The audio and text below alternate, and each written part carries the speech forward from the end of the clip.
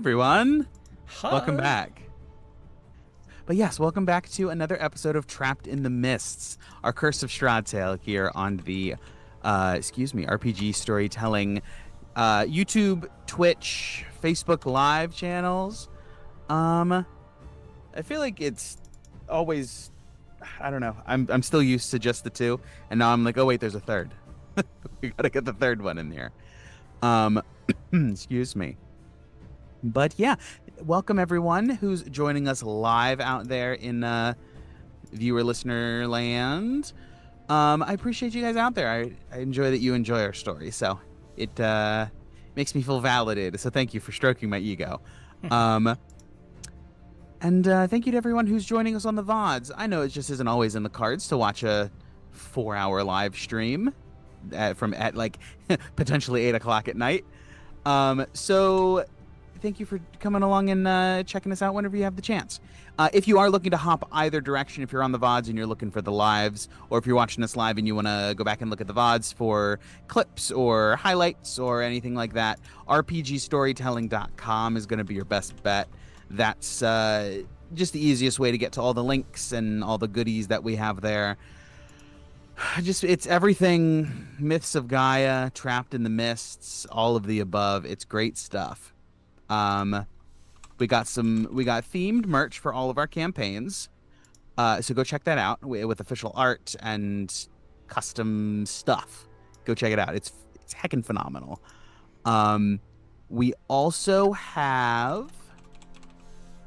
Listen, I say it all the time. I could decorate a house with Myths of Gaia and RPG storytelling, and I kind of want to, except my fiance will never let me. So somebody out there needs to live my dream so I can live vicariously through you. However, while you're on there, also check out the web articles. There's descriptions and perhaps not tutorials, but like exercises and working through here's the situation, here's how you deal with it, here are these new mechanics, here's how you can integrate them. There's a unnecessarily long codex on world building, which is talk about exhaustive. I don't know how much more you could possibly put in there, and yet Sarah finds a way. Um, Sarah always finds a way. So it's gosh, is it Archivist Codex? It's called the Archivist Codex, From Idea to Living World. And Ah, it's an yes. 800 plus page manual on building fantasy worlds for tabletop games, writing projects, screenplays, movies, theme parks, pretty much any application where you're doing any kind of world building. And it goes through, it starts out with the basic steps and then gradually builds level by level. So you're not just saying, here's, answer these questions, you've got a world. Answer these questions, you've got a world. No, it's a layered process, and all of it fits together. And it's designed so that when you get through, like, because there's 9 teaching chapters, and it's designed for, like, if you get past, like, or for each chapter that you do, there's always a possibility of going back to chapter 1 and revisiting things. So you can get to level or chapter 4, go back to chapter 1 or chapter 2 or chapter 3 and revisit things. Get up to chapter 9 and do the same thing for every other chapter. So it's infinitely useful. So it's not a once and done. It's a use it for everything. That's perfect. It almost sounds like it's bordering on procedurally generated versus just like list of all these facts. Yes. So it's very cumulative. So you start out with the tiny little thing, which is finding your world's or your location's core truth that affects that that world or that town or that person. It dwindles down to as minute as you want to make it, and it's not something that only affects the royalty or only affects the champions or adventurers. It's how does it affect everyone from a god down to the lowliest peasant. Absolutely. Well, go check that out. It's great. I am considering using that in some of my work with teenagers. So I'm we'll see how that goes. Anyway, I might use that in my big boy job. But all of that to say, go check out rpgstorytelling.com. It's got what you want. It's got what you need. It makes your world better.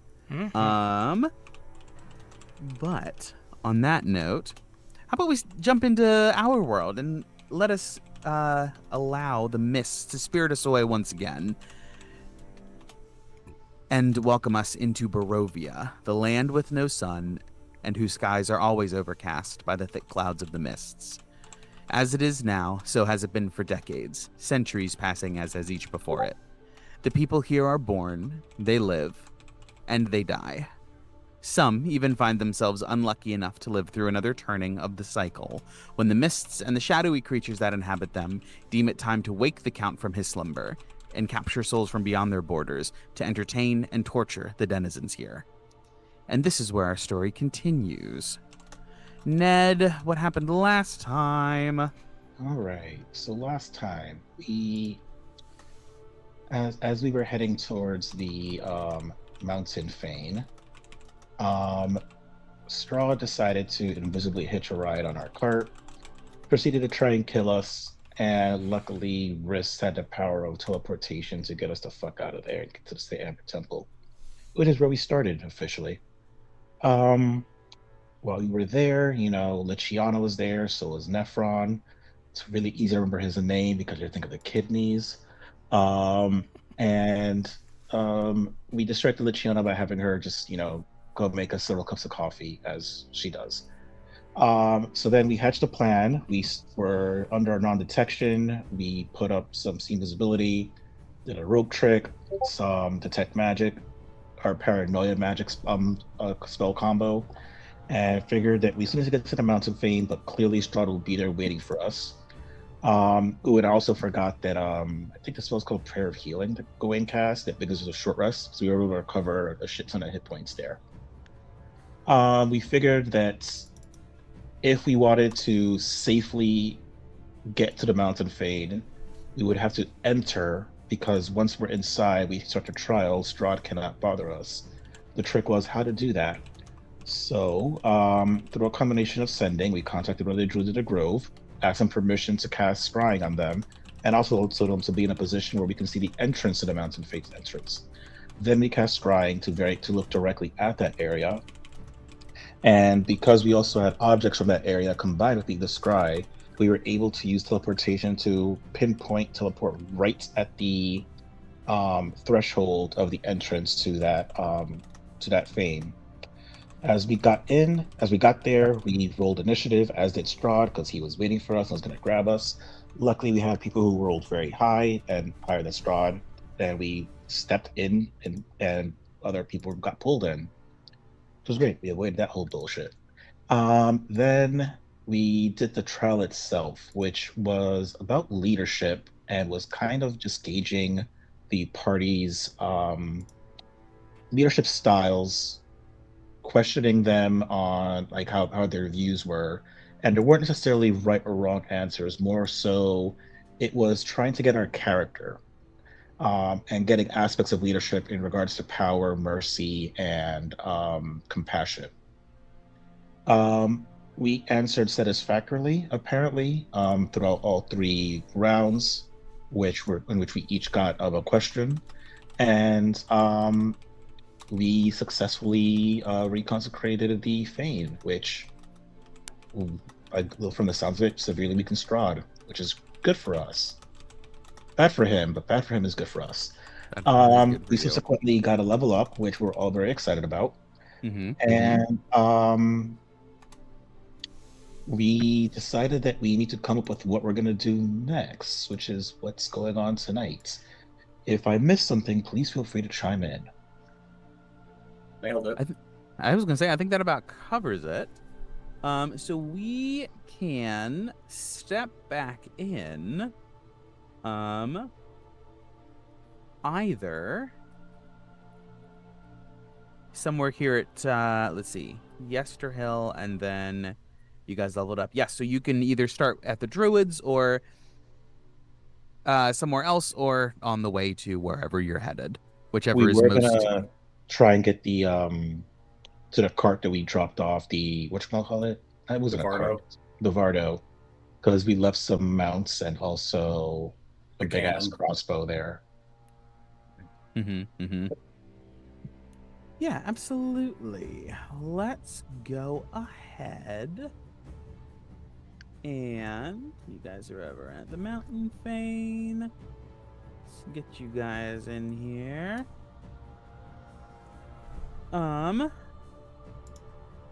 the Mountain Fane, the Vardo cart was shortly after the crossroads, I believe.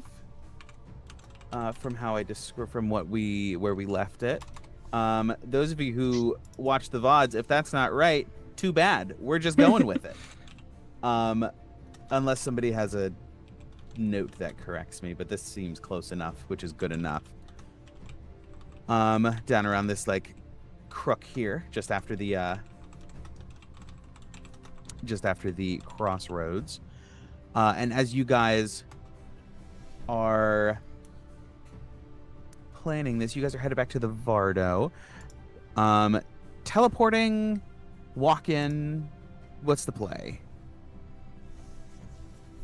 I mean, can we teleport back to the Vardo? You can get much closer and then walk there. Okay. If Yeah. you wanted to. Because we're still at the. Because we're still at the place, right? Yes. tree. If before moving and starting, like if you guys weren't walking anywhere yet, you are still at the at Yester Hill with the druids. Yes.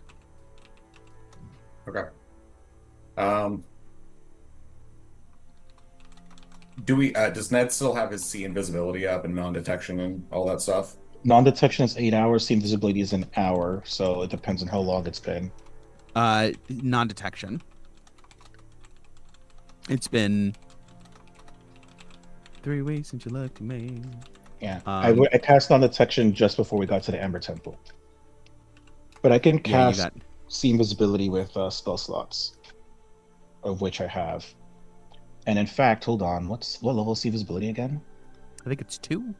Oh, that's perfect because I created an extra level 2 spell slot that I never actually used. So I'm going to use the extra one I made as sorcery points before. Therefore, I have my standard number of spell slots. So I have see invisibility back up. Okay. See invisibility goes off. You glance around real quick. Give me a perception check. Gonna guide myself through this bitch. And if you never used your bardic inspiration that I gave you, you still have that. Yeah, I'm gonna use that because hold on. With the, I got an 8. Did that pass? No. I rolled a T6. You did tell the story, so you have the D12. I know. True. 8, 9, 10, 11, 12, 13. Is a D12 before or after I know if it failed? D12 is after, same as a inspiration. 13 is adequate. You can hang on to it. You look around and you're fairly certain that there's nothing here. Nothing out of the ordinary. I'll say exactly that. We should be careful as to how exposed we are when we travel. Like, we should make sure that nothing can ascertain our mode of travel. I think how best we could do that. In the distance, just like in the tree line nearby, you hear a ow of wolves. So it sound like friendly wolves? They don't sound particularly Strahd-y, although what does a Strahd-y wolf sound like? That's what I'm listening for. I don't know. You tell me. Do they have accents when they howl? Like, is that what it is? Yeah, these wolves howl in a British accent rather than a Eastern European accent. Okay, so they're not the werewolves then. No, at minimum, these are fully wolf shifted werewolves, no hybrids, based on the sound. Okay. Trying to think. Okay, weird question, DM. Mm-hmm. I guess how long would it take me to like dig out a hole big enough with mold earth that we could just go into there and potentially like teleport outside of people's line of sight? Or is that like Mold earth. It's like just like what? 5 feet square at a time. Yeah, I think that's fine. Yeah. That is 5 foot cube is surprisingly large. By the way, I can Um, cast Hold Earth too, so we can do that together. And Oh, Yeah, that's right. between- I can do that. but a That's moment. some earth bending. Yeah, between the two of you guys, honestly, I'm inclined to say maybe 2 rounds, and that's pushing it to make it long as I can possibly make it, because that's 5 foot, 5 foot, 5 foot, 5 foot cubes. That's a 20 by 20, 5 feet deep. That's plenty of space for any mounts that came with you. Okay. So after this, we need to obviously go get the Bardo. We need to go back to Perez. And then Wait, I what are don't you doing, think Perez? we have to get Argynvoss' skull. Right, well, we haven't discussed that in Thought that game, was here at Yester Hill. because we'll just be doing that randomly right now, unless we Was talk. it? Yeah, that's where Baba Lysaga was killed. Oh, yeah, that's right. What I mean is we have to role play wanting to get that, because as of right now, we're just like doing it. Okay. As we're digging this, as we like finish digging this hole out, I'll just Gawain's just going to look and say, I have wanted to attempt to rally the revenants to our side from that are at Argynvoss Hold. And I believe maybe the best way to do that is to retrieve their what was probably very sacred to them. Wait, why would we want to work with revenants? Those guys are pretty much assholes. That one revenant you made, Godfrey, he seemed okay. He was. Yeah, he was in the cage at the time too. I genuinely believe he wants to help. The only thing that is holding him back is the, I guess, lead revenant. Yeah, he's called him Vladimir. So, DM, would Yana actually know the name Vladimir, and or Godfrey? 'Cause she wasn't Godfrey- there at Argynvoss, so Ooh. But you weren't were there for you weren't there the at Blood Argynvoss. Mage HQ. Yes, you were there for the Blood Mage HQ, so you would Yeah. know Godfrey. yeah. Um, But would she know and Vladimir? Vladimir, give me a history check. Because Misty knows, but not Yana. Missed. Also, you Oh, have a yeah, D6. yeah. History. That is a 19, unless let's see. That has it's undead. So we'll go Yeah, I'll give it to 28 you. instead. 28 instead.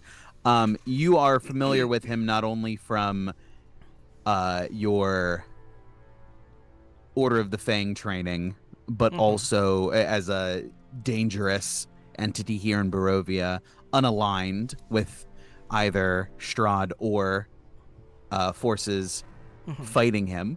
But also you are familiar with him in the context of Sir Godfrey, Okay. having been released from the prison. Yeah, I think Yana would only remember hearing his name from Godfrey, not really anything about him, but it's Right. all of her training that is making her think, this guy's a serious asshole. We were told to stay away from him. Yeah, he would have been a do not engage under any circumstance. Yeah.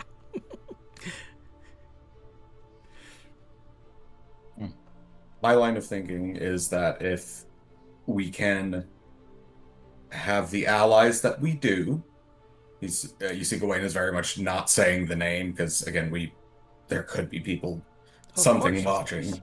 Of course. But if we can make the allies we have there, it's worth the try. My worst case scenario that I think is if we cannot convince, we must contain. And Because you from propose we contain how? um, subdue and confine until we are done with our mission. Yeah, there's pretty I, much I meant no more subduing specifically. revenants. Yeah, I Like, meant more specifically how we would do that. Well, they had Godfrey in a cage for 250 years. do you They have were a able to get him. cage? We could put them in the same cage. We'd have to get him there. Yes, we have, and I'll pull out the anti-ethereal manacles that we got from the Blood Mage HQ. These will at least help, but it would be a little difficult. I agree, but I think it still might be worth the chance.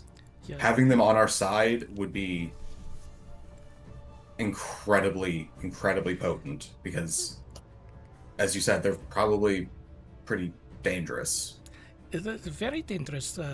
We were taught in the Keepers of the Fang to always avoid Vladimir and his revenants because they are so dangerous. You put them down, they get right back up, and then That's they why we start don't hunting. And then they start That's why we hunting don't you. put them down. Yes, but that's why my idea is to not put them down. Because if, as you said, if we were to kill them, they would just come back, and they would probably go after the ones we love. Whereas if we subdue and contain, that is a different matter entirely. But Godfrey's imprisonment proves that that's a viable plan. But we have no idea how Godfrey was originally put in the cage. Steven, I have a question. Yes. In any of the chapters of the Book of Strahd, was the Arden, whatever his name is, in there? Argynvost? As Yes. a, Argynvost. Yes, you what guys chapter was he back in? in the he was in Was it 2 or 3? very early on, yes. Yeah, because I'm trying to remember if we ever spoke with him, or if he was hostile towards us within the chapter. No, he was hostile to you guys because you played Strahd's minions on the assault in Argynvost, in which the dragon was slain. Cool. A few questions. One, do we have ability to revisit chapters? And two, if we do, are we allowed to like bring people with us?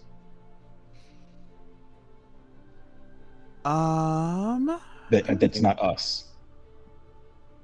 Let's. I'm aiming for Mhm. the only way I can see this thing go on with Gawain is if we can somehow quell this guy's anger. I don't know how possible that is. And the only way I see that being a possibility is if we have a direct conversation with Argynvost to maybe can like be like, hey, chill out, bitch. I don't know. In the same way that we were able to communicate with Leo and like explain to him, hey, we're actually from the future. This and this and this is gonna happen. This is why we're here. Can we, if we were to bring the evidence with us into the book, try to somehow explain this to Argynvost, be like, hey, this is all gonna go on. I'm sorry this is gonna happen to you. These are like your teammates. And now they're like dedicating their lives to all this anger. Is this what you would want? Maybe he'll say yes, I don't know. But maybe he'll say no, and that could be like a wake-up call, potentially. It's all BS, but you know, Mm-hmm. I could go for always- BS, allow it. We could always go a little bit simpler step and send a message to Godfrey. Get his take on it. I get that I'm one going- working. I'm going to say that since you've already decoded it, there's no more trips into the tome. But all the text is there. All the text, if you wanted to revisit it, yes. But specifically the idea of trying to get him to talk to Argynvost, unfortunately. Yeah. DM question. Mm-hmm.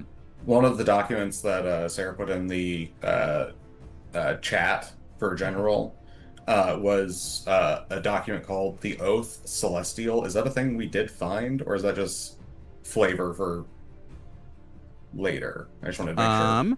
There's a bunch of books that we probably would have found as we were going around, like searching bookshelves and things like that, for information. Those are just ones that were created for this.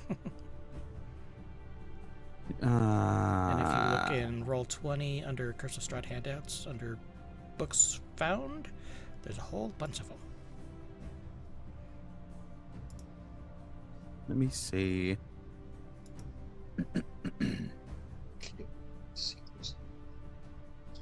Let's go take a look at what spells the Book of Strahd gives Riss. Um, Oh, you know. Hallow, spells? Tsunami, Find I'm looking Greater at it right Steed. now, yeah. Ceremony, Find Greater Street, Forbidden, Stress of Repose, Commune. What does Commune do again? You can get a question answered, or three that's- questions answered. But that's from Vampire. Yeah. Mm-hmm. Got it. And Oh, then he you meant the likes to- Tome of Strahd. Correct. Yeah. I'm not currently attuned to the Tome of Strahd. I'm aware, but if, for example, we needed a spell, you could easily change that. That's true. That's like the easiest solution right now. But no, none of these spells I think would be helpful. No. I was casting Forbiddance. Oh, we do need Forbiddance, right? Sure, we will at some point. Isn't that what we were gonna do? No, that's different. What we were gonna do to like lock Strahd in place. Mhm. Yeah, that's slightly different. Forbiddance Okay. is similar, but not the same. Okay. I was casting Forbiddance on the Blue Water Tavern. water, the tavern, to keep him the fuck away from our families. I still think it's a good idea to do that on his tomb. Keep him out of his own tomb. Well, don't we need him in his tomb to kill him? Like, Yeah. that's how vampires work, right? But we can keep him out of there until we're ready to I put him in don't- there. I don't know if that's truly viable because there's like a Time issue. that's like yeah. He doesn't necessarily regenerate right away. I might be wrong about that, but I'm pretty sure it's between 1 and 10 days. It's a dice roll. So I mean, like that keeping literally that up for is a 10 dice roll. days. No, for sure, but I 1d10, mean yeah. keeping that up for 10 days would be like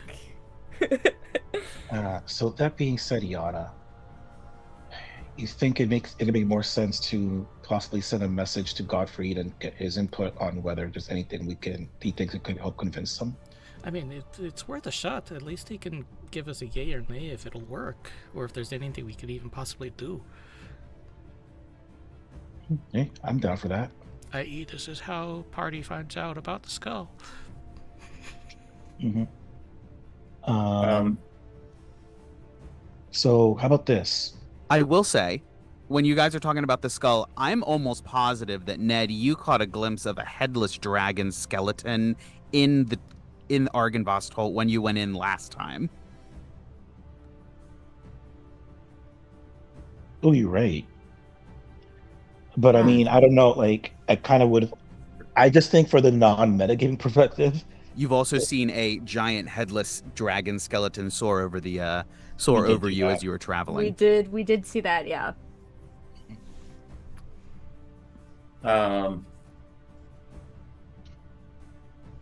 Oh, were we going to try the thing you messaged us about, Ned?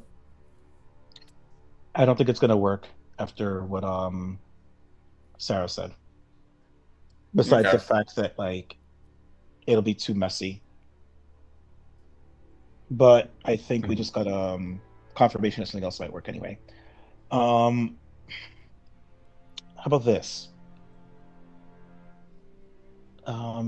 Chris, how about you message Godfrey? Ask him if he'd be open to meeting us. I don't know, somewhere, wherever, midway, like where we can just meet today. And Where are we currently? Are we still at Yester Hill? we are in Yester Hill, Okay.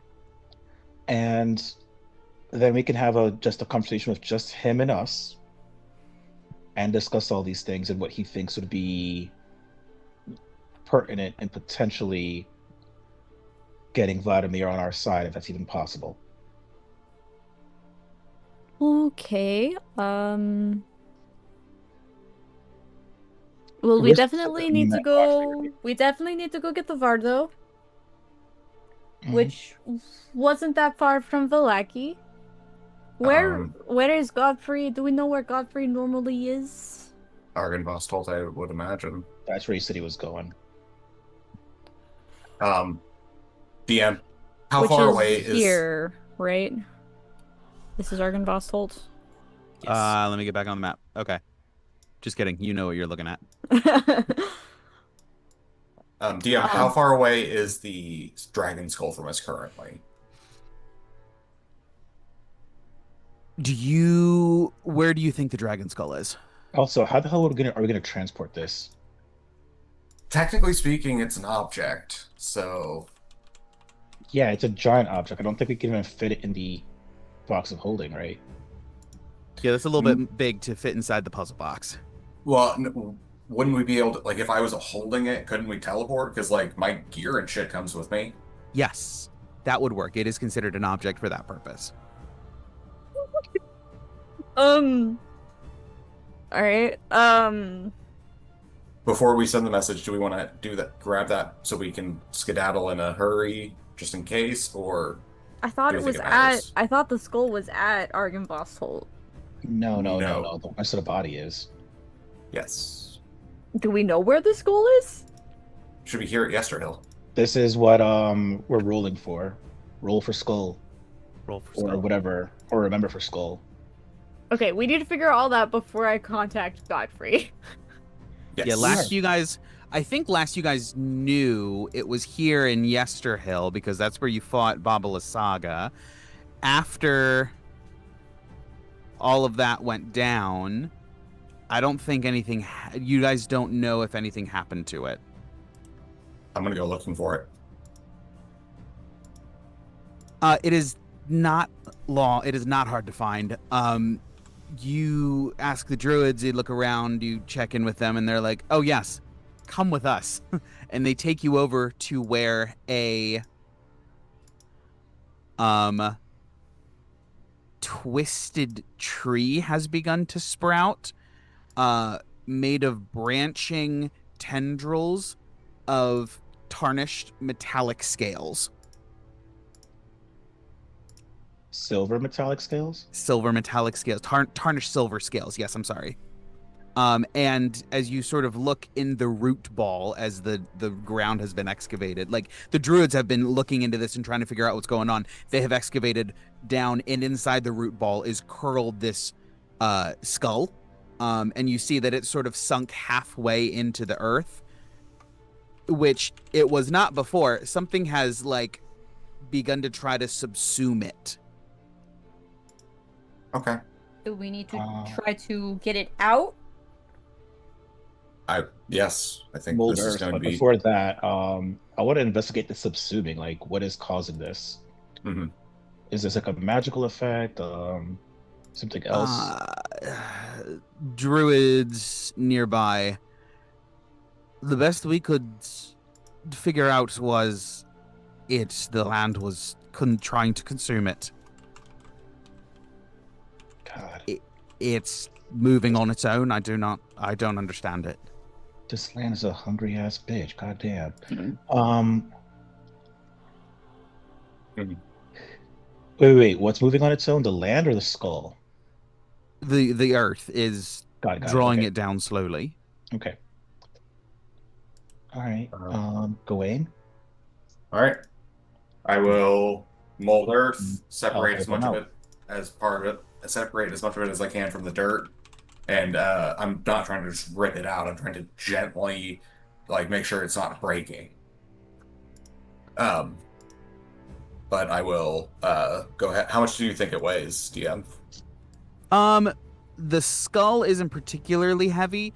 The issue is that it is tied and woven directly into this tarnished metallic tree. So it's going to be a bit of a process. Well, what's it? I mean, like, it's with what? Like what's it woven with?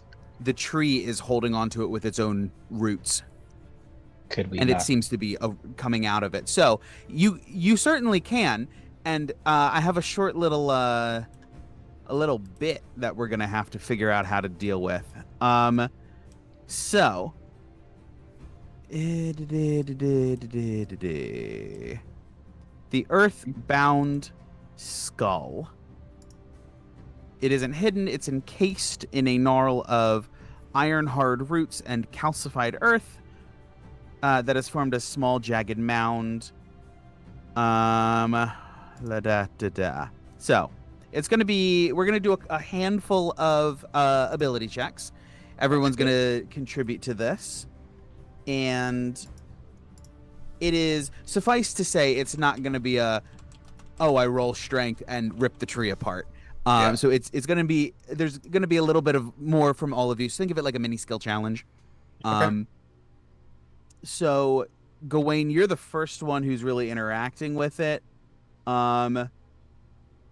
What's your thought process here as you approach this and you realize that there is some like deep magic going on here in addition to just like it being grounded? Gawain is going to take out the sun sword and is simply going to ignite it, not to attack, but to potentially feed this thing a little bit of like real sunlight to help not make it grow necessarily, but to help it like know that we're not an enemy. We are something that is closer to the natural order. And in Draconic, which I do speak, Gawain is just going to say, "O great silver dragon, Argynvost, please allow us to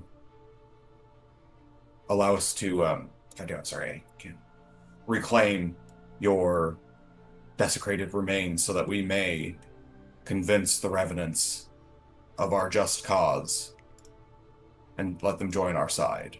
And I'm just going to try to, more or less, I don't know what role that would be, but that's mainly what he's doing. Are you more trying to, like, your speech to the tree, is that the biggest thrust here? Sorry, say that one more time.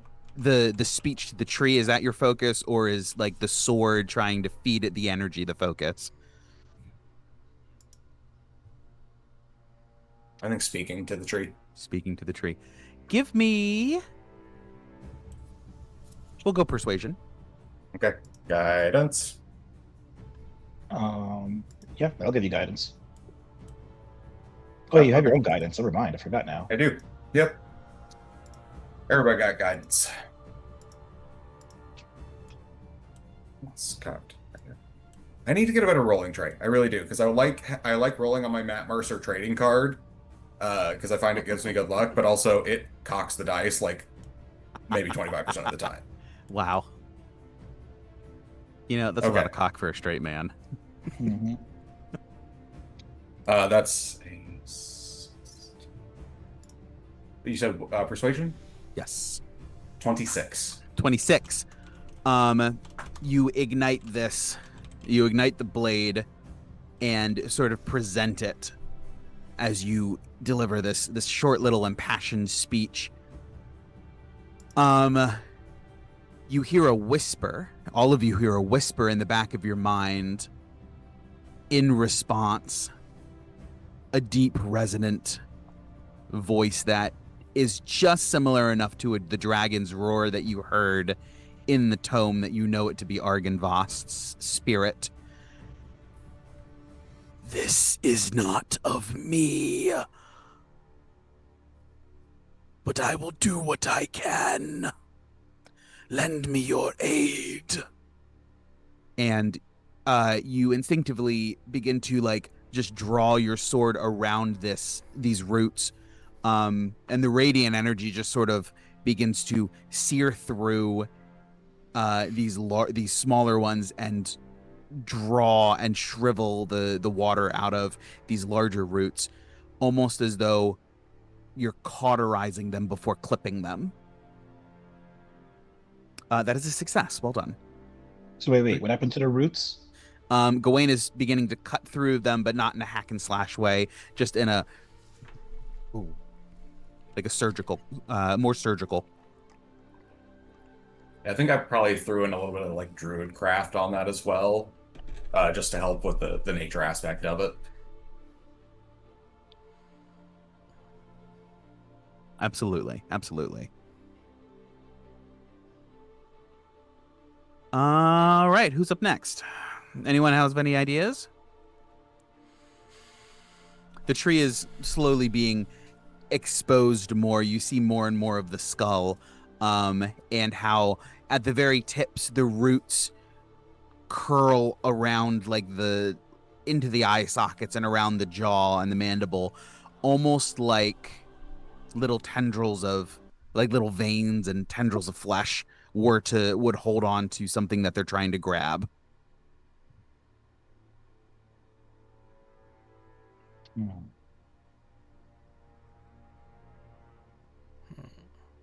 I mean, other Excuse than me. hacking and slashing it, but Yeah.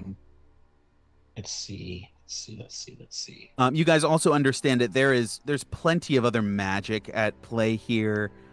So anything you guys can envision of like, oh, I wonder that maybe this essence is interacting with this effect. Oh, The land is eating it. well, I was like, does a tree count as a creature by any chance to you, or no? If it's the Golthias tree, then yes. Yeah, potentially. What's your thought? Command. Ooh, I would let you. There is something sentient to this tree. I'll give you a command. Cool. All right. I am going to use my free casting of command. I'm going to also heighten it, so it's going to be a disadvantage. Let me just find my sorcery points to use those up.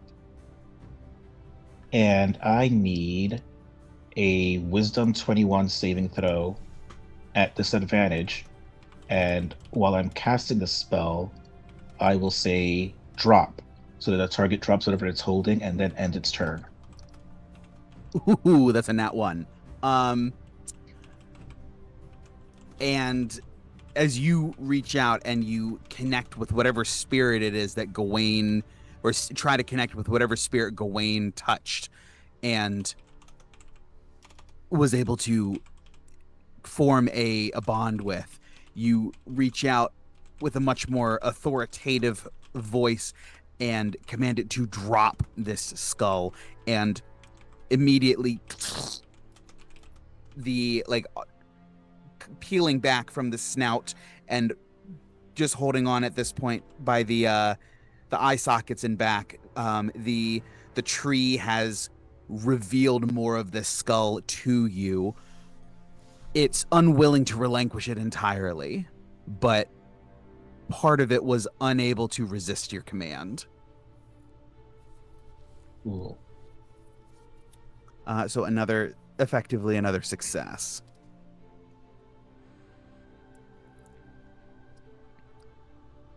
It's about halfway freed.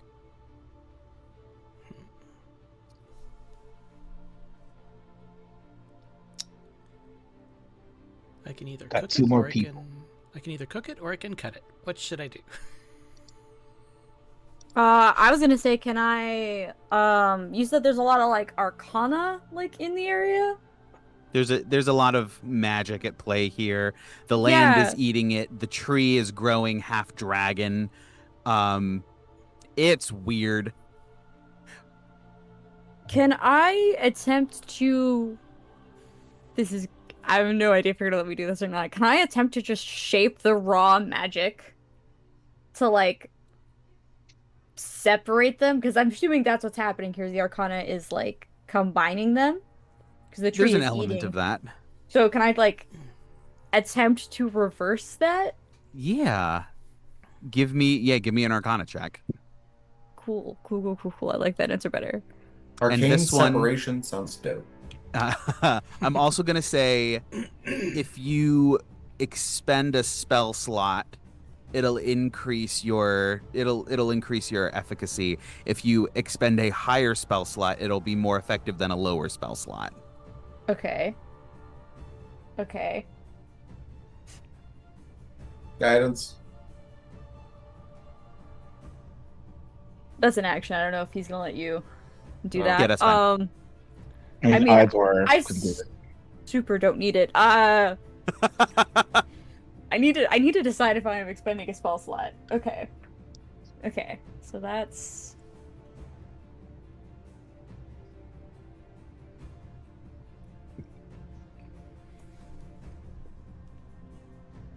what else are we doing today? We're going to Argynvost.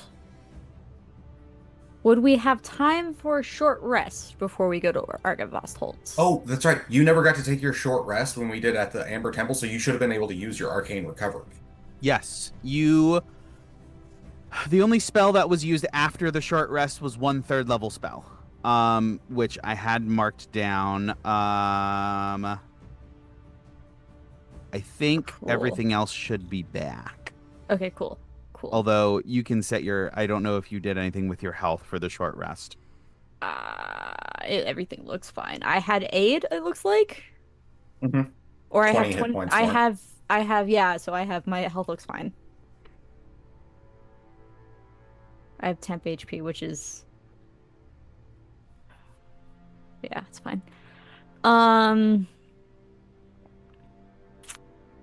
We'll expend.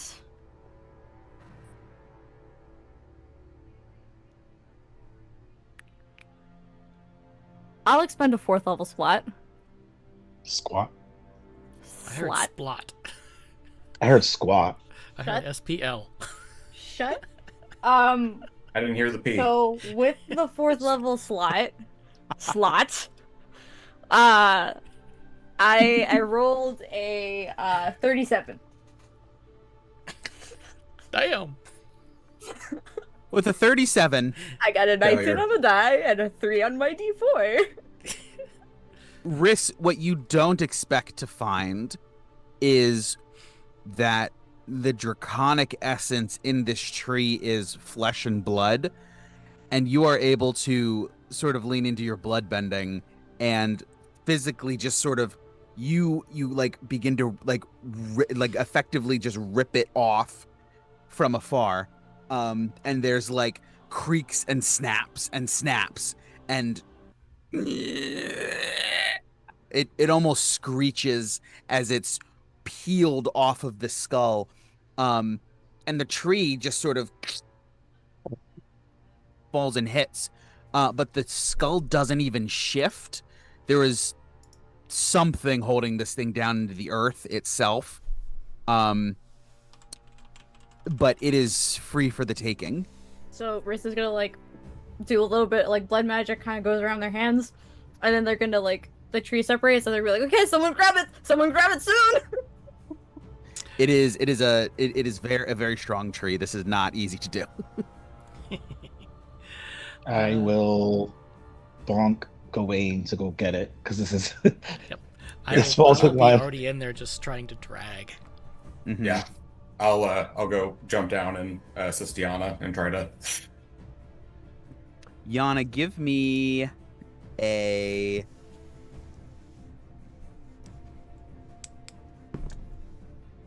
on Fey Fiends are undead. Give me a history check at advantage, Okay. Yana. Guidance. So that is a 26 26. without the guidance. Without the guidance, yeah. The only making it higher. 26. As you jump down here, you immediately catch a whiff of Fey shenanigans at play here. There is Fey magic suffused in the earth, which is perhaps not the Fanes themselves doing this actively, but some sort of aura. There's something about their magic is trying to consume this dragon skull, and you are gonna have to break that before you can get this out of here. Okay. Do we have a way to break Fey magic? Do you have dispel magic, right? Does that seem like it's gonna work based on what she saw or experienced? Yeah, that would be a viable option. I will keep Does she pulling have while you any do that. idea how powerful the spell magic I'd have to cast? Um. Oh, for like a guaranteed hit.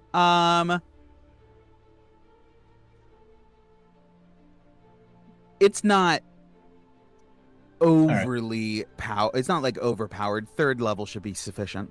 I shall cast a third level dispel magic. And with that, Yana down there grappled onto it. Gawain's coming in. Ned just dispels. Yana's like, "There's magic. Get it out of here." And Ned's like, "Okay, fine." And immediately Yana just sort of like tumbles backwards. With the skull just on top of her. It is the size of a large creature. It is a massive object. It is something that Babala Saga rode in. It is effectively a constructed mount. It is enormous. Somehow dispel magic has become Ned's signature spell. Somebody want to get me out of here! Hello? Oh shit! Sorry. I will. Still having the. I don't know. What time of day is it actually? Like, Oh gosh, you guys set out first thing in the morning, got attacked within an hour, teleported, short rest. it's probably like 10:30. Yeah. Okay, cool. I will just jump down there and go ahead and try to lift this thing up. I'll cast guidance on myself for an athletics check. No roll needed, but yeah, it's heavy, but you're able to maneuver it now that the magic tether has been broken. Okay.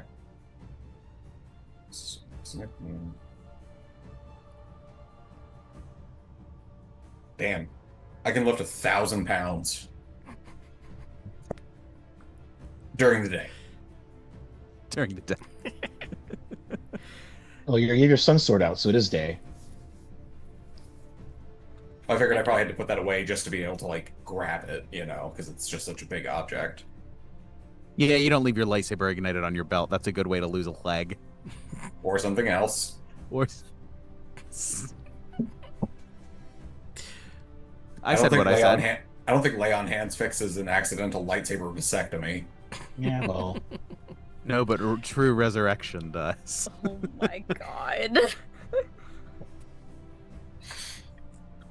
It'd be more than a vasectomy, I'll tell you that much. Oh yeah. A vasectomy is actually pretty precise. I don't think this would be. I think the word we're looking for is castration. Anyway, Yeah. as we move on.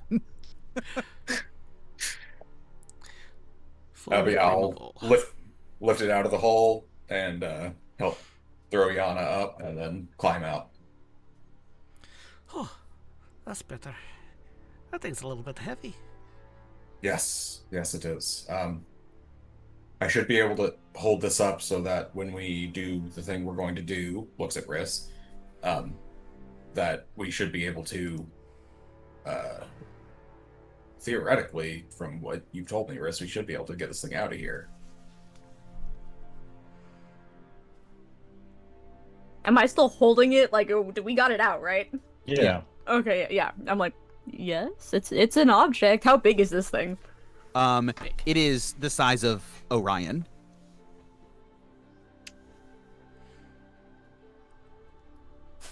So I'm gonna be sitting there doing a fucking standing. No, that's not a bench press. Bench press. You have to Overhead put it down. press. Thank you. Yeah. Overhead. Just a standing overhead press with this thing as we teleport out, basically. We're Like a we're giant trying to. We need to get this to Argenvostholt. Correct, but we also need to get to our whatever. We also need to do the Vardo. We could put it in the Vardo once we get there. We'll just Really? have to. Can we though? We'll probably just have to not be in the back though. It'll fit in the any- Vardo. Not much else will fit in the Vardo with Is it. anyone missing their mounts? Does everyone have their mounts? Well, we've got Bellatrix Ki- and Ares. Ares. we left Those are- Matar and Canis. Right, but everyone has their mounts. Everyone would be able to We could put the skull in the Vardo, and that we wouldn't need to worry. Everyone has a ride. Yes. Okay. Let's contact Other plane. fuckface. What's his name? Can we reduce the size of this and put it in like the bag of holding? Sir Godfrey. Godfrey. Yes, that is the one. He should be at Argen Vosholt. As far as we know. Yes. Should be. There it is. And what am I telling this man? Other than we'd like to see him at Argen Vosholt? Like, hey girl, it's been a while. How you are now? Basically, hey, we're the group that saved you from your cage before. Change the words. This is a general idea. We'd like Ned could to feel the meet- judgment. Yeah, ask him to meet us at the fork where. But we're trying the to road- meet him. Ask him if he's able to meet us at the cutoff, the fork in the road, whatever you want to call it, where the road to Argenvost meets the Old Svalage Road. Tell me important things that'll interest him to talk about. Okay. Make that into 25 words. Right. I'm going to tell him to meet us there. Where did we leave the Vardo? Vardo Not Alley. far from there. Actually, yeah, about somewhere around How there. long will it take us to get the Vardo to there? The Vardo to there, Yeah. Probably not very long, right? 30 minutes. 20 minutes. We have to How get there far? first. How far? How long will it take to get to the Vardo? No, because we can teleport almost to the Vardo, right? The Vardo's not at one of these locations. Now, if you use the beads to teleport not to one of the bonded locations, there's a chance of a misfire. How long will So it you take can us? get to Valaki, and then it'll take you 40 minutes to get to the Vardo. And then it'll be a total of an hour from your teleport. So another 20 minutes to get to the fork, which gets Okay. you a full hour from your teleport. Plus, he would have to take his time to get there. Yeah, I was gonna say, will it take him about that same amount of time to get from Argon Hospital? Oh my God. We're in the hospital. I'm just gonna start calling it Dragon Place. If for the sake of ease, you can time it such that you will arrive around the same time he will arrive. Okay, cool. Alright, I will cast sending to Sir Godfrey. I'll say, hello, this is Riss from the group that rescued you. We would like to meet at the crossroads. Yeah, 6 left. Oh, Old Svalage Road and the branch to Argenvost. Somehow you can put that in there. Can I kind of hold on a second? It's Old Svalage Road. Yeah, you don't need to introduce yourself. He already knows who you are. That's true. Yeah, the spell does stipulate it knows who. Oh, okay. So yeah, you have a Okay, couple extra words. Cool. Start up, record scratch. Yeah. Give to grab. Start over.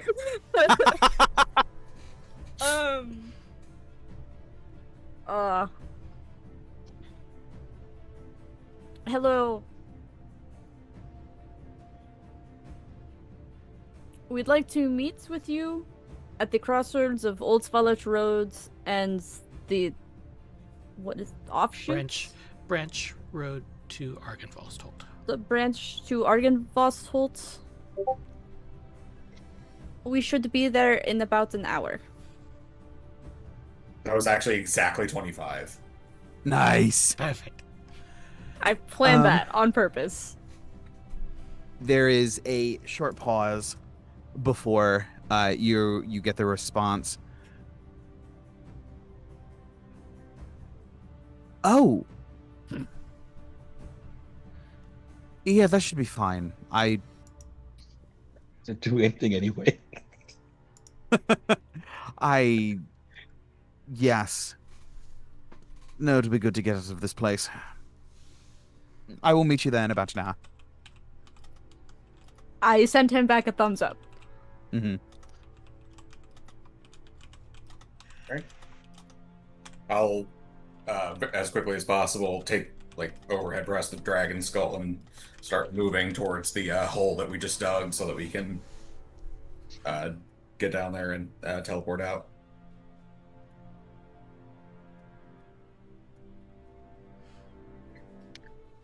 Right down into the hole, easy enough. Are you guys going to Valaki and then trek in it, or are you going to try to teleport directly to the Vardo? Now, as we've Choice. established last session, there is, if you know exactly where you're going or have some sort of line of sight, you can be pinpoint accurate with teleport. However, you do not have a linked object from this location. I mean, Restius? we from Valaki? You can go to Valaki if you're trying to go right to the Vardo with your teleportation. That Yeah, could I be a thought we little bit more were difficult. because it'll take us about an hour to get from Valaki to the Vardo to the location where we need to meet up with him. But also, it'll slow us down because I can only move so fast as he's holding the Dragon Skull up. Can't Do you you have- just put I it for- on Orion? Possibly. I mean, if we can secure it'd be it, very precarious. if there's a way that we could secure it to Orion, and then I can tell Canis to like come back towards Valaki, because Canis wasn't hooked up to the Vardo. Oh, question, actually, before we And continue. Canis can come and help with the carrying of the skull. Do you have scrying as a spell? Do I have it prepared is the better. Because if so, you can just scry on Canis and we're there. I do not. Damn. Do I have any spell scrolls? I do not. I was gonna say not of scrying, and you Not guys of use scry. the globe. Yeah, we used it for the day. I'm just double checking that there's no scry scrolls in the party inventory. There's not. A for effort. I did not prep it today. It was not one of the ones that I thought we would need.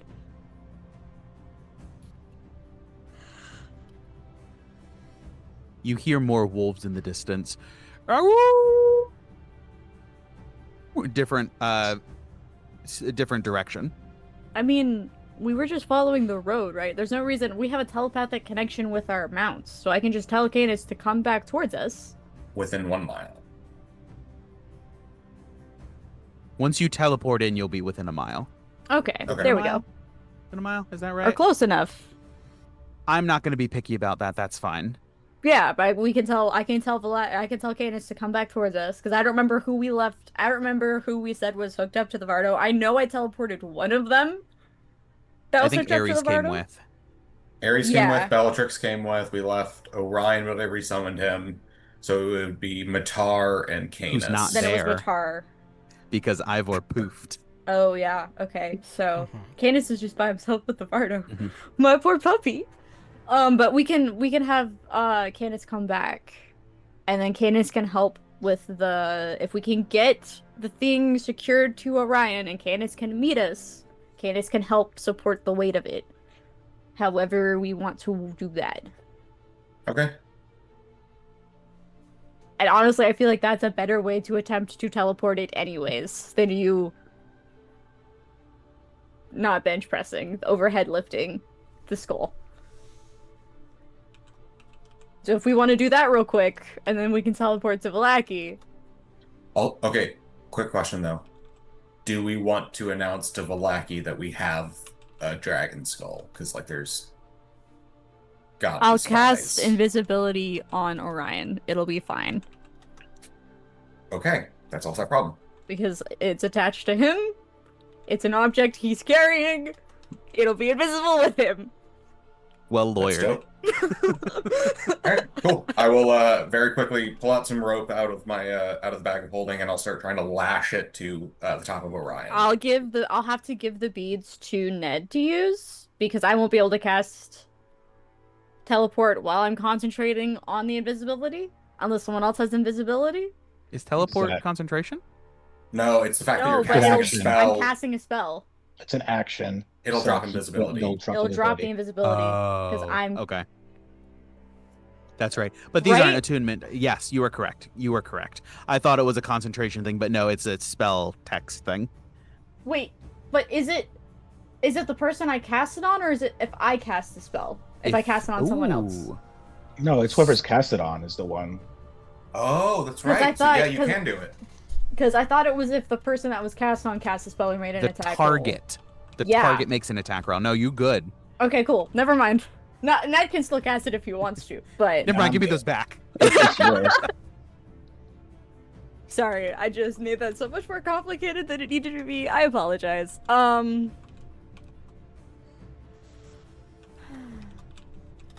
For a second, Orion looks like he belongs in the Neolithic era with a dragon skull on it, with a dinosaur skull on his head, and then he disappears.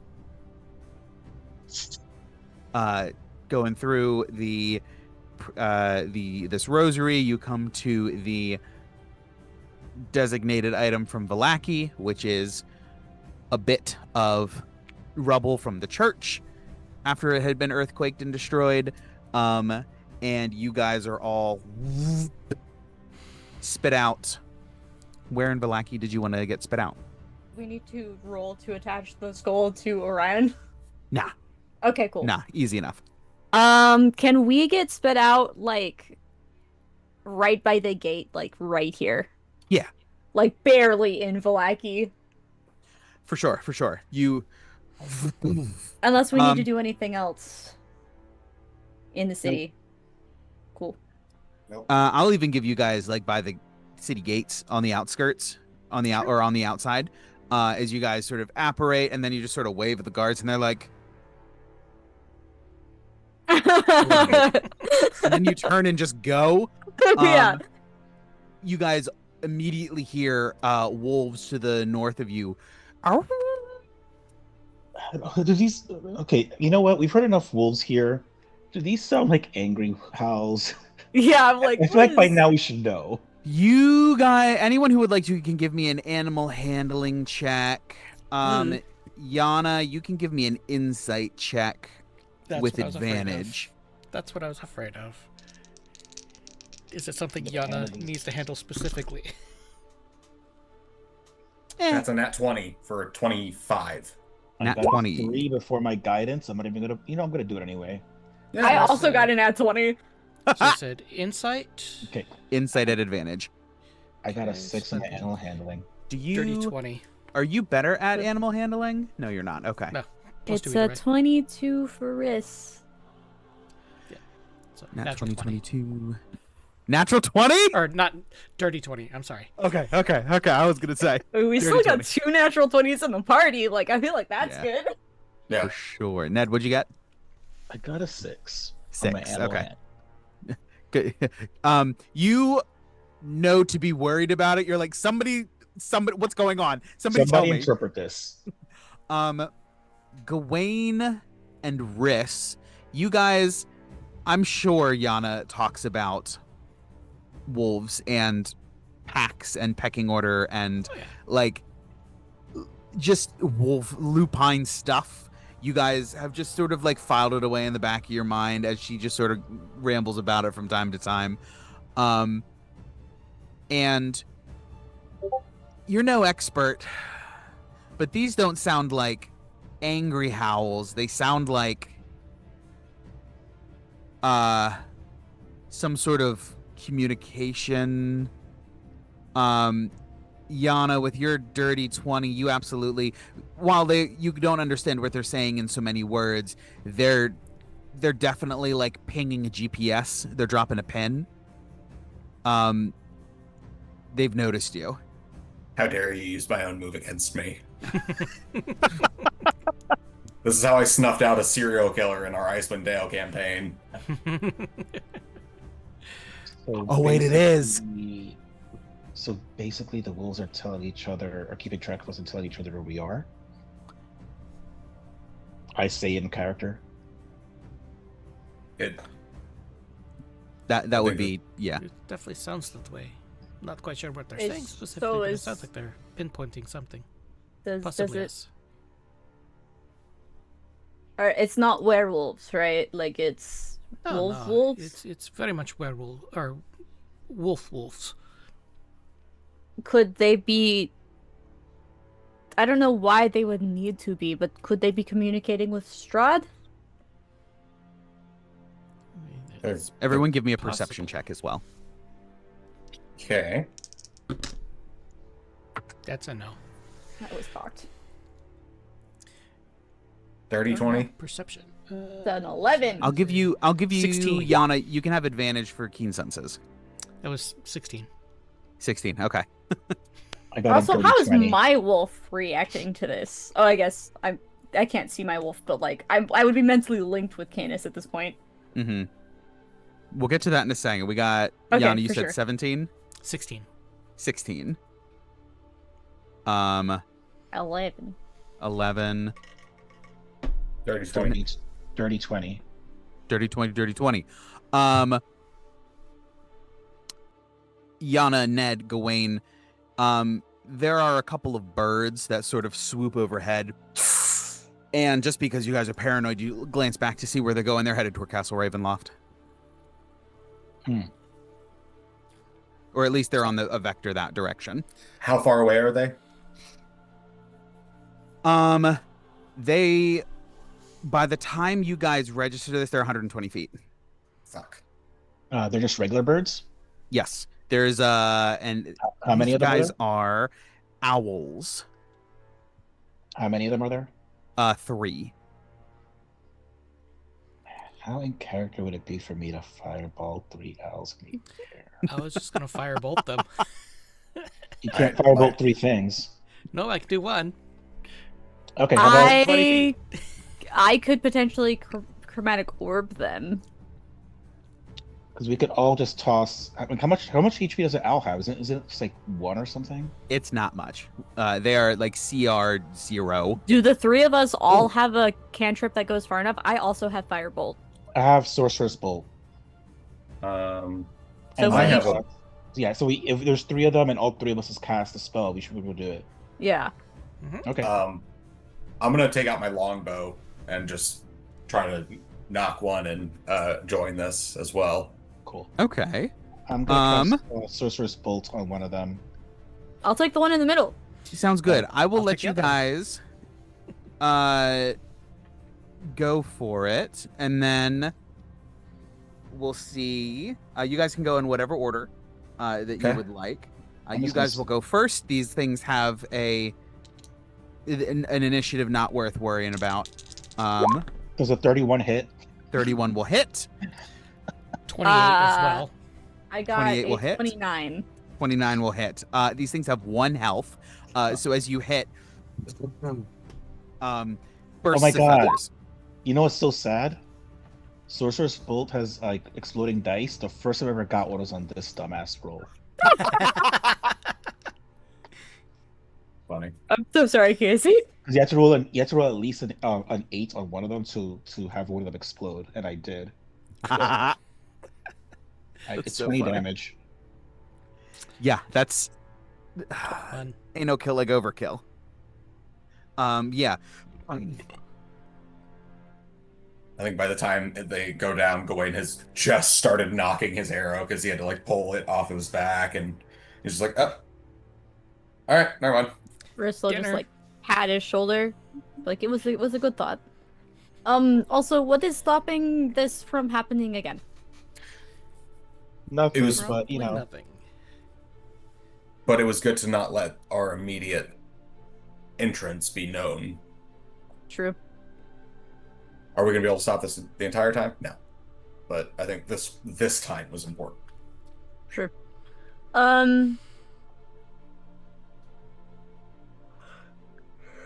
Now we just have to deal with the wolves. I'll have Candace start coming back. Also, Mhm. I'll tell Candace to like try to be sneaky, not like super sneaky because I need him to move quickly. But Mm-hmm. Just also, take how is care. Orion doing? Orion is Gawain, you check in with him telepathically because you can't see him. Although Ned can see him. From what Ned sees and what Orion reports, it's heavy. Um, he's definitely feeling it. From what Ned can see. From what Orion reports, he's perfectly fine. Ain't never better, he says. I don't believe you. You know what's funny? I can lift 40 more pounds than Orion. That's kind of funny. Just because he's got a Um, strength score of 17. Yeah, it checks out. we start moving. Hey, easy would enough. comprehend languages allow me to understand wolves howling and what they're saying? No, unfortunately, they aren't speaking a language. You would need speak with animals. May I ritual cast that as we're moving? All right, I guess I can't be on Orion because he's got the skull. Mhm. Okay, never mind. Is it anything more than just an action if you cast it normally? If you cast it normally, it is one action. It's an action plus 10 minutes to do a ritual.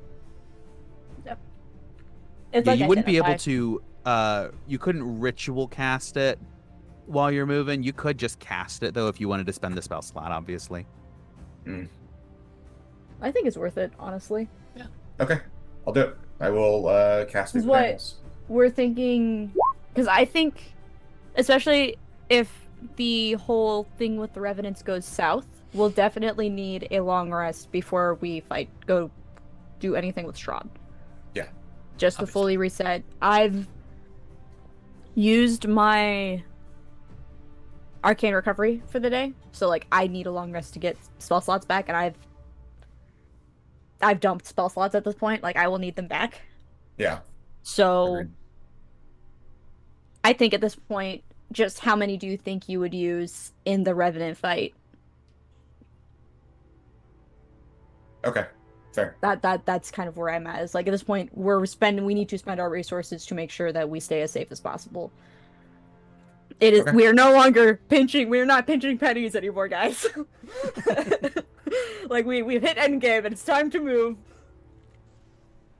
All right. Yeah, I cast it. Okay.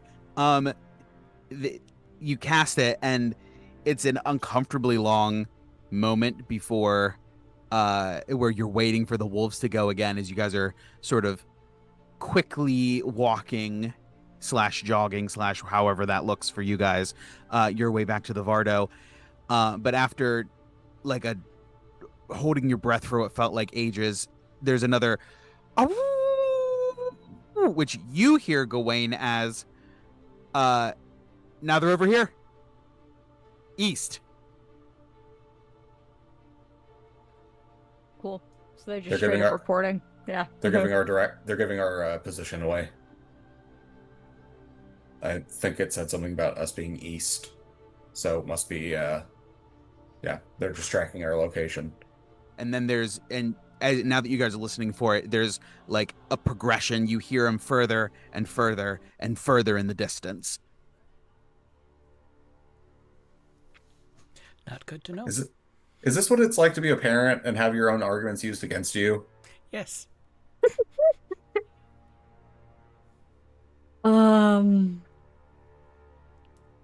If it makes you feel any better, I figured this out on my own. I don't remember what you're referring to. When we had to catch Sefik, or whatever his name was, I called it the good boy Doppler system. Yeah, It was with the sled dogs of Icewind Dale. I'm now remembering it. Yeah. You know, you forced Strahd to lean further and further on his animal spies since you've armored up effectively in your divination. But yes, The solution is kill every animal. Got it. Except the ravens. I don't know about that one because I didn't say that in character. I'm just. Oh, okay. Versus, I mean, you're like, okay, but what about Is that even Barovia in when character for Ned to say?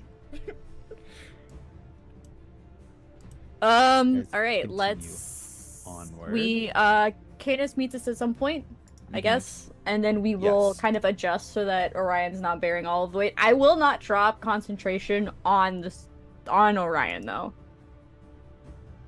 That's fine. Easy enough to do. It's a little tricky, but not impossible. And not an issue of will it, won't it. Mhm. Given enough time, you're able to figure it out. You make it back to the Vardo, load everything in. Excuse me. Excuse me. And then are able to stop copying me. Get that rolling on your way to the little fork in the road. It is but a few minutes after you get everything loaded in the Vardo and begin on your way. Much easier now that the heavy skull, or the relatively heavy skull, is in the Vardo rather than being carried. Plus now you're moving quicker. As you're able to move slightly faster with the mounts pulling rather than just walking on foot. But you quickly arrive at the fork here in the road, and it is but a moment before Sir Godfrey Gwillem arrives, great sword over his shoulder. I believe the great sword you guys gave him. Yes. Does that have any fun anything, just as a reminder? It was just a great sword. Just a great sword. It wasn't one of the +1 great swords from the... Oh, no, sorry, it was a +1. Yeah. Okay. Yeah, with his sword sort of slung over his shoulder, walking casually, and he holds up his other hand to hail you as he notices you. On the way there, I would have definitely asked Riss, could you clean the skull so that it looks more presentable? I will press the digitation in the skull. Or Ned might need to, because I might have to see it. I don't have presentation. It's one of the few cantrips I don't have. Well, I don't think at this point. I don't think Just says a magical effect within range, so I don't need to see it. So as long as DM is okay with it, I'll just go ahead and press the digitation in the skull. Just as you create a magical effect within range, choose the effect from the options below. Again, well lawyered. I see no way around this one. Absolutely, yeah. Just what you don't see is the skull sort of vibrates like the vibranium in Black Panther whenever Claw grabs a hold of the head and all of the rust falls off, and it is in wonderful condition once again. Steven, where did I see the body of this thing again? Specifically where? Was in... Let me find the spot of Argynvostholt that it is located. Counters. That is... Come here, Argynvostholt. Spiders. Bat. Scout. Revenant.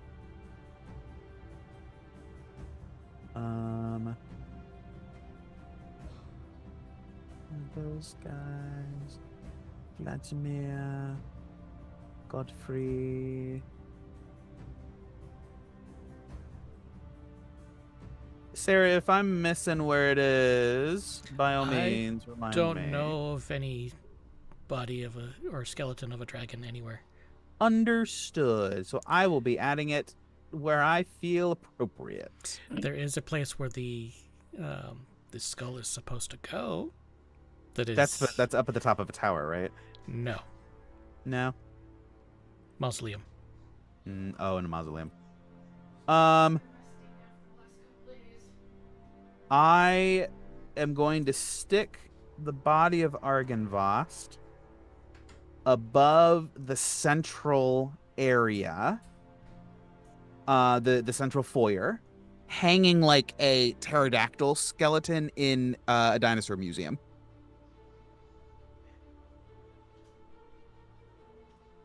So front and center in the main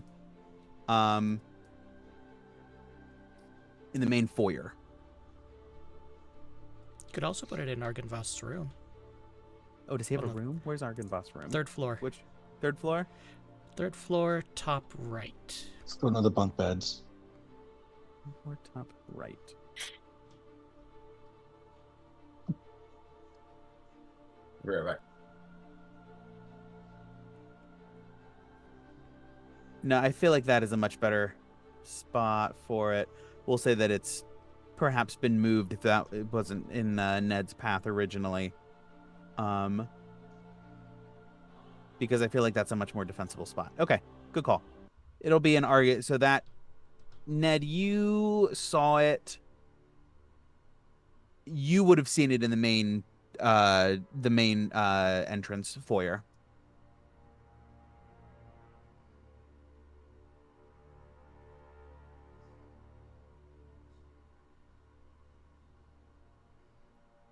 Okay.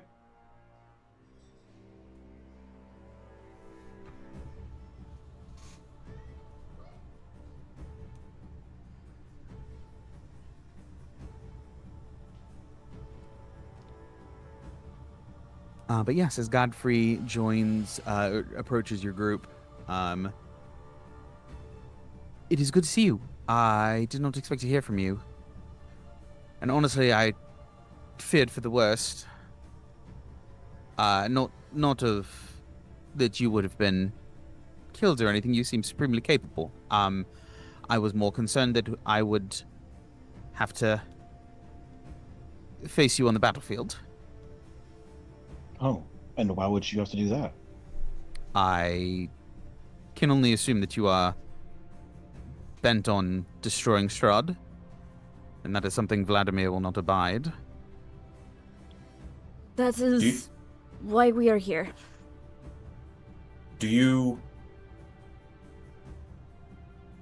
What do you think it would take to get Vladimir to potentially see our point of view? I don't think he's going to, if I'm going to be completely honest. He is blinded by rage, and he is locked in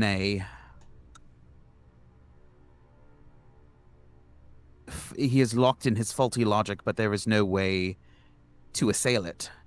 His fundamental core belief is that Strahd cannot be Strahd cannot be released from his prison by any means, because this is the only method by which he can be tortured.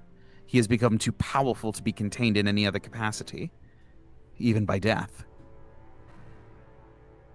And if we were to tell him that we have a way to get around that as well, which we do. To kill him again? To make him permanently go down. That's a mercy that he is unwilling to give to Strahd. Rest is peace. It won't be a mercy. He will die most painfully. And one final time that I am not the one you need to convince. I do not see that sweat. I have made these exact arguments, and they have fallen on deaf ears, time and time again. What if we were to give a show of good faith? Something to get his attention. Please, come with me. And I'm going to walk Sir Godfrey around the Vardo. I will say it will be about this time that the Vardo, it's in the Vardo now, right? We moved it to the Vardo. Yeah. Uh-huh. It will be about this time that the invisibility ends. That's fair, because that's been about an hour. Yeah. And the skull of Argenvost is just staring at him, and he... We recovered it from Babala Saga. Speechless. We had to dig it out of the area that Babala Saga fell at Yesterhill, but it is as undamaged as we found it. We have taken great care in making sure that it is properly respected and cleaned. And regardless of your answer, or Vladimir's answer, it should be returned. He reaches a hand out to touch the end of the snout, and then climbs up and finagles his way into the Vardo and lays both of his hands on it. Oh, my father.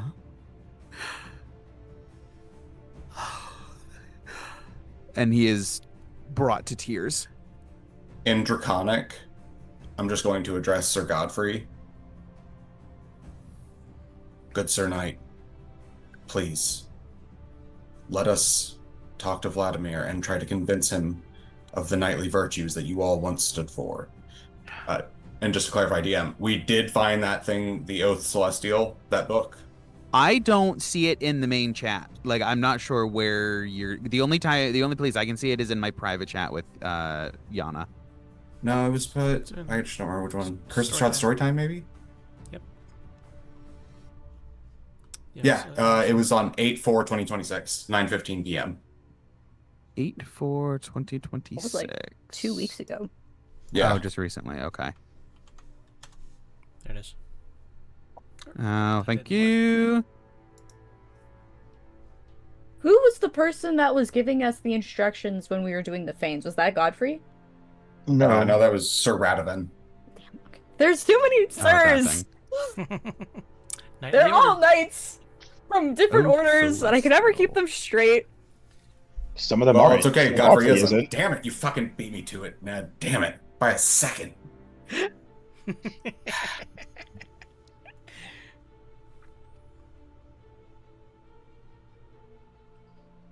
like I said, all the books are actually in Roll20 as well. Oh, by the way, Sir Godfrey, not that is the most important thing, but is Vladimir your lover, or was it somebody else? No, it's Vladimir. How's that going for you guys? Honestly, this whole Strahd must be tortured at all costs is really putting a strain on everything. He's become insufferable. I jumped at the chance to get away and come talk to you all. I told him I had to go out on business and check a patrol, and he waved his hand and said fine, because we've been fighting, and he was happy to see me go. Well, hopefully we can help fix that for you. Short answer is yes, you would be familiar with the Oath Celestial. Okay, cool.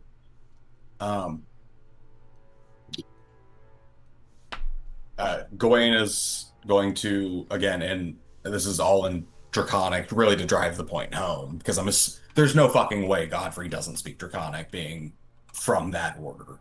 Right. Just doesn't make sense. No, Argavas never taught him. It's like Chinese Yeah. Chinese immigrant kids not knowing Chinese. No, for sure. Gawain will start to go over the 10 virtues, or the 10 tenets of their order, and just repeat those. Not like in a way like trying to like throw it back at him, but just as a reminder of what they once were, of all of these things.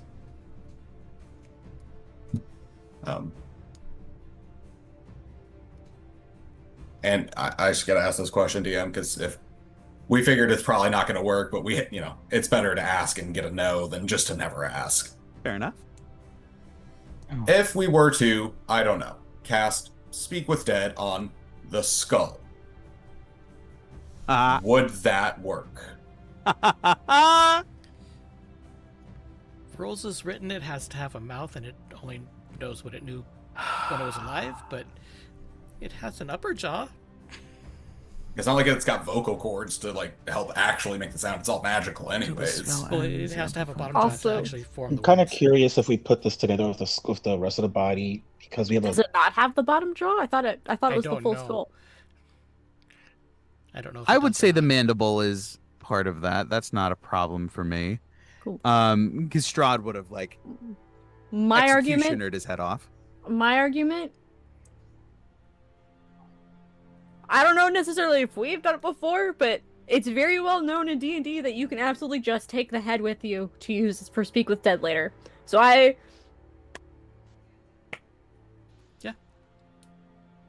Um, Go I ahead. see. I see Could no I- no reason to say no. This is a very fun idea.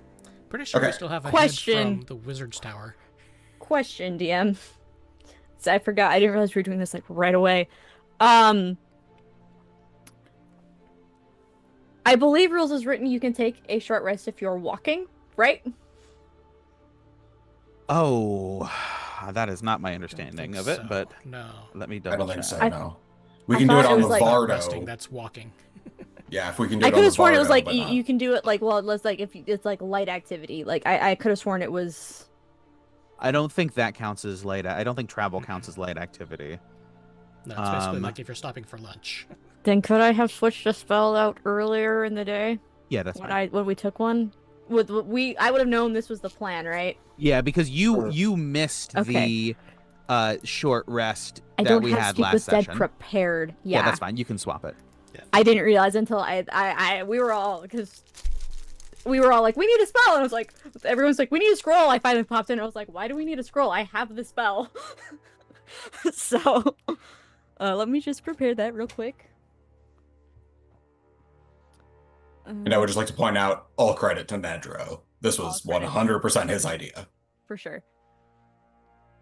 I'm gonna unprepare. Right. So yeah, and and as Sarah said, the corpse can't learn any new information, doesn't comprehend anything that has happened since it died, and can't speculate about future events. That's just rules as written, but it Mhm. entirely up to Oh wait, that's the DM legacy interpretation. version. Hold on, let me see if the No, that's still That the was same. 2024 We're not version. doing any more cleansing rituals today, right? Cool. I'm getting rid of planar binding. Do not need that prepared. I will where's Speak with Dead. We've hit that point where I like my spell list is like a little ridiculous. Gets worse. Yeah, just you wait. Those primers, like, dude. Those are the worst things that you could have handed me. Candy and it's a whole candy shop out here.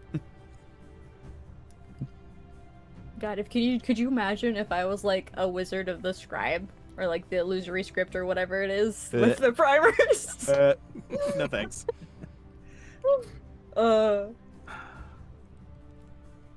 Fun fact, that's what kind of wizard sailor is. Oh. Hmm. Yeah. Gawain will just continue with Sir Godfrey. We have at our disposal, looks towards Riss, the ability to limitedly communicate with the dead.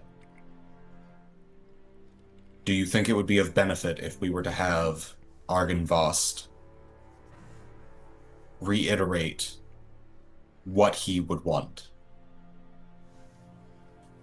by means of reminding them of their oaths, their tenets, of what they once stood for? Honestly, I don't think so. There are many of us who have our disagreements with Vladimir, but he is our commander and we must obey him before all else. And he is sorry. dead set on this, against this. He's never given any indication of changing his mind ever. Can you remind me what the full details of what started this was again? Of like how they became revenants? Well, why Sir Godfrey is this dead set compared to the other revenants? Well, Vladimir is our commander. He was our commander upon that fateful day. And it was his failure that led to Argynvost's slaughter and the destruction of our order. And his rage and shame is what bound our spirits and resurrects us with every death into new unlife here in this this hell. And it is only his rage that maintains us. I think his obstinance is born out of need as much as it is out of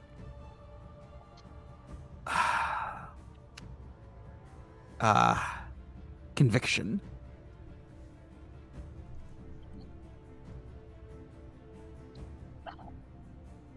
Okay, question unrelated to that. Have you seen that headless dragon flying around before? Spiritual looking one? Flying, no, I've never seen that. And Stephen, remind me, I saw that flying from Argynvost, from like the castle. No, to Argynvost. But we've It only was- seen it it was like going- the once or twice, right? There was one time you guys saw it coming in from off Kresk area, coming in toward Argyn, or like on an approach vector toward Argynvost. Yeah, we were like, and it was, I want to say it was when all of the stuff was like collapsing, right? I think you were going to the Druids the first time, the Wizard of Wines the first time. Yeah. That would have been with Misty. Yeah, Mhm. yeah, and Mhm. everything would have been collapsing at that point, yeah. All right. Also, I miss them. I miss the skeleton guys. We haven't seen them in a bit. I miss I'm okay with that. Okay. Hey, so here's the thing. I'm a believer in magical bullshit, mostly because my existence has been that. Like that. I have a buckets of dumb magic. theory that if we reunite this skull with the rest of his body, potentially something could happen, and if it doesn't, we'll go with the speak of dead situation. Do you Okay. think Sir Vladimir would allow us to enter, present the skull, and reunite it with the rest of its body? I do not know. He has not said anything about wanting to find it, but he has moved Argynvost remains from the central room of the first floor of the manor up to Argynvost's room, far more secluded and out of the way. Would would this be helpful or a hindrance, do you think? I think To it would try to be. convince Vladimir. I don't think it's going to help. Gawain, you are familiar with our Decalogue. Point 5, they must maintain unrelenting war against the enemies of the Order of the Dragons. Until you can find a way to convince Vladimir that his war needs to end, he will never relent. Yes, but and he flips through the book. But number 3 says they must faithfully obey their feudal lord, so long as that obedience did not conflict with the allegiance to the Order of the Dragons. His final order was to fight and repel the enemy, and we lost. Yes, but Would an if order some- in the middle. Sorry, go ahead. No, you go first. You're much better at this. There's a difference between an order given in the heat of battle and a standing order. Not to him. I also don't know how much I agree with that sentiment. Would, let's say we reunite this skull with the body and something happens. If it were to give a new order, The magical that bullshit I mentioned. supersede any orders that had been given in the past? Would this count as a new standing order? If we were to Perhaps. if we were to ask Argynvost what would be your orders in this specific situation as we list out what it would be. If you can, perhaps. If that would not be enough to compel him, then he is truly lost. All right. Back Well, up. Could you distract him so that we could potentially get the skull to the body? I had an idea about that actually. You go first, because that's a terrible idea. No, But it's your idea, just with some, with some more uh, detailed steps. okay, that also What works. what we just did with Orion, do to I me. was, yeah, I can I was sneak gonna do in. it to all of us. Well, yes, but I can carry it and sneak in. As long as I don't break the magic, there's no reason that they should detect me. It's not infallible. Don't say that. There's definitely still ways they could potentially detect you, but it would definitely make Be it harder. easier They could for hear you to you. sneak in. They could see your footsteps. we could always Okay. fly up from. Wait, actually, I don't even know we can get this skull through a window. No. The skull is like the size of Orion, right? Bring it through the roof. Yeah, Ned, what if you cast fly on me? That's what I was gonna. That's what I was saying. There's a I giant don't hole in I the don't roof. hate that idea. There's a giant hole on the roof. All right, fly quick Would visibility. Let's do it. with the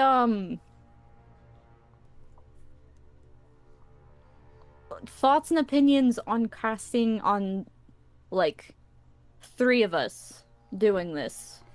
So there's a couple people to help maneuver Open doors, the do things like skull. that. Yeah. I think that would be fine. If we don't want to expend extra arcana from you and Ned, or from Ned specifically, Yana, if you want to join me, you could just climb on the back of my armor when I'm going, and that way you could jump off and do what you need to I do. was thinking more like because even if you're going to be flying, you're still going to have to bear the weight of the skull and you are wonderfully muscled and very strong. However, this is not a light item. And I think it would be helpful if there were a couple people to help you either maneuver or help bear the weights if needed, and to kind of like that's why I was thinking three. So there'd be one person to help like support the weights and one person to like open doors or windows or do anything like that. Or to kind of Okay. help guide. I can cast fly on multiple people. You know. I was figuring we just choose obviously you and Yana, and then I don't know, Ned and I play what is it, parchment boulder parchment shears. Play what? It's and Riddle do the motions. It's boulder parchment shears. What? Can you type this out? Because you're just Rock, paper, scissors. got it. Boulder, parchment, It's the critical role. It's Oh, boulder you parchment You never played shears. Parchment Boulder Shears? Riss, what would you prefer to do? I don't care. Then why are we playing this game? If there was one that we both didn't want to do, then we could do that. But if we don't care, then literally I'll just help them out, and you can do whatever it is you want to do. Okay. I figure whoever is left could help distract Vladimir, but I don't know if that would be more. I don't know if that'd be more of a hindrance than a help. But that was my thoughts. Wait, what Godfrey would. was that last thing you Sorry. said?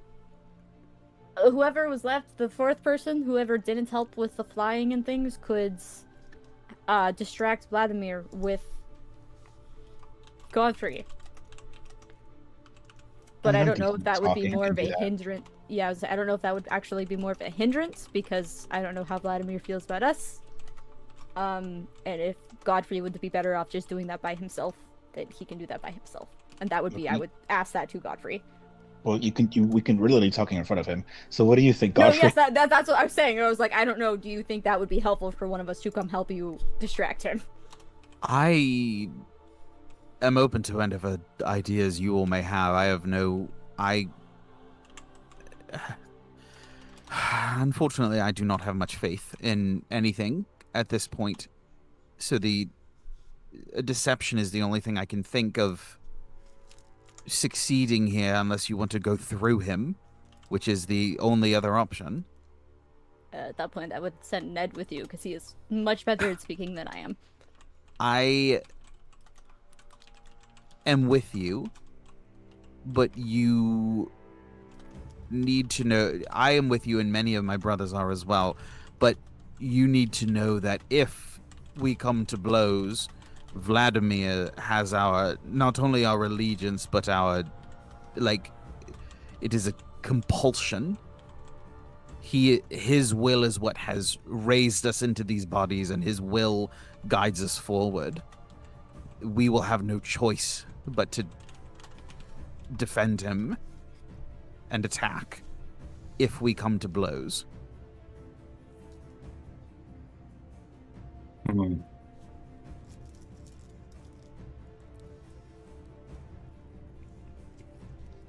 But Would I you am be not.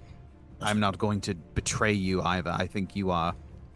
I am in agreement with all of your plans.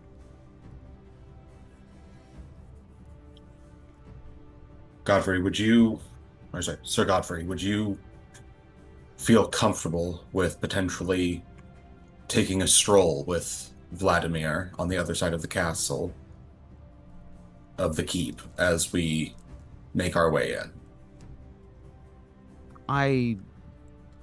You said to keep an eye on the other side or the To exposed? potentially divert his attention away from where we're going, so that we may do what we need to do with the skull. I am, of course, more than happy to help. I'm not. I'm not. This is not my strong suit. I would appreciate what guidance in terms of ruse or misdirection might prove most effective. Honestly, I was thinking just asking your partner to go for a nice stroll with you. That way you don't need to lie. You don't need to. That there would be no active deception, simply just a distraction to divert his attention. And if anything, from the sounds of it, you said you guys just fought. I'm assuming you have feelings on that. Probably be a good time to talk about those kind of things there anyway. You could phrase it as like a, hey, things have been kind of tense, we've kind of been fighting, maybe it'd be nice to like take a moment, reconnect, that kind of thing. I haven't really done relationships, so.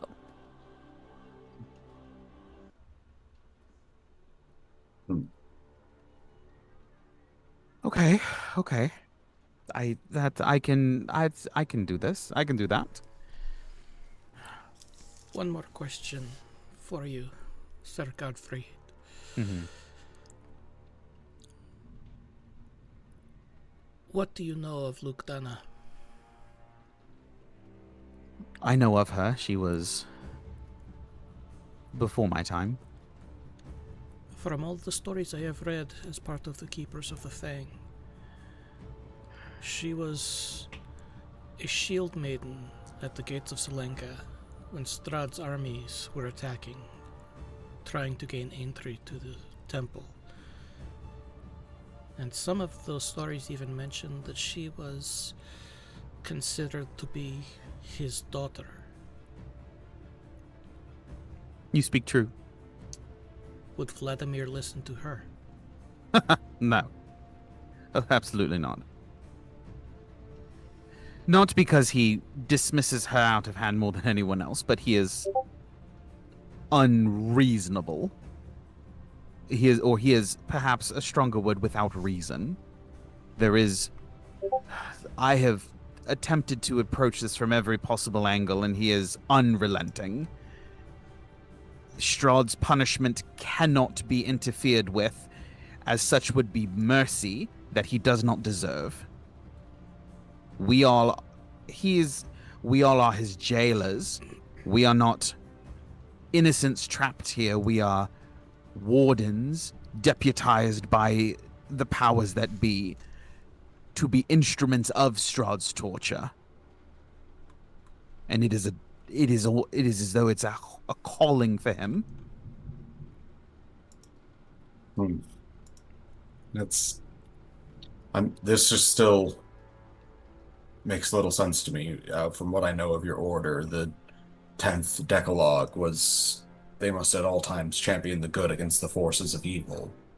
This seems to be just in stark contrast of that, where he is putting vengeance before the innocents.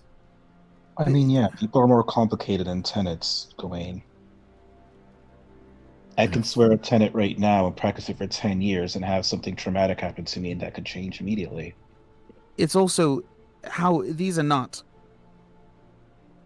these are open to interpretation. How do you weigh that against an unrelenting war against the enemies of the Order of the Dragon? I'm not disagreeing with you necessarily, but those would seem to be in conflict because one cannot truly be unrelenting in its fullest extent if one is unwilling to go to the furthest extremes.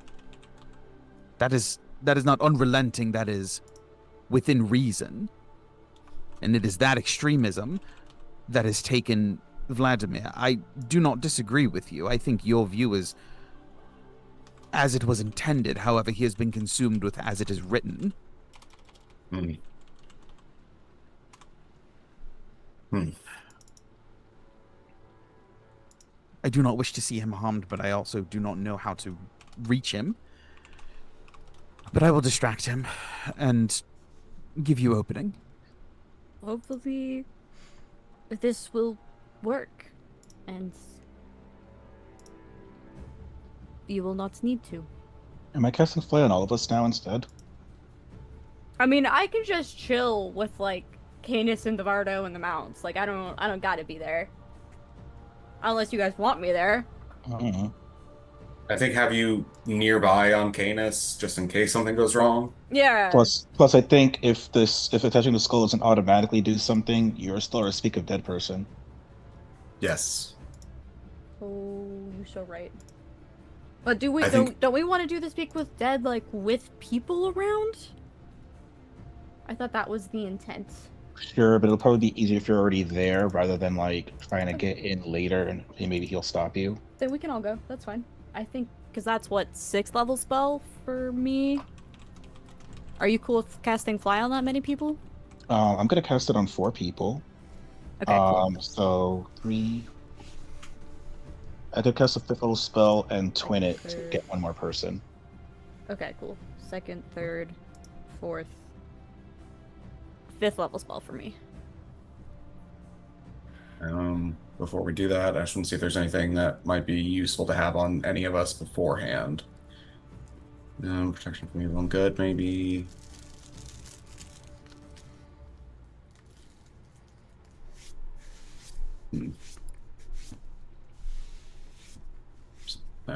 Up there. Yeah, a 5th level spell slot and 1 sorcery point will get all of us.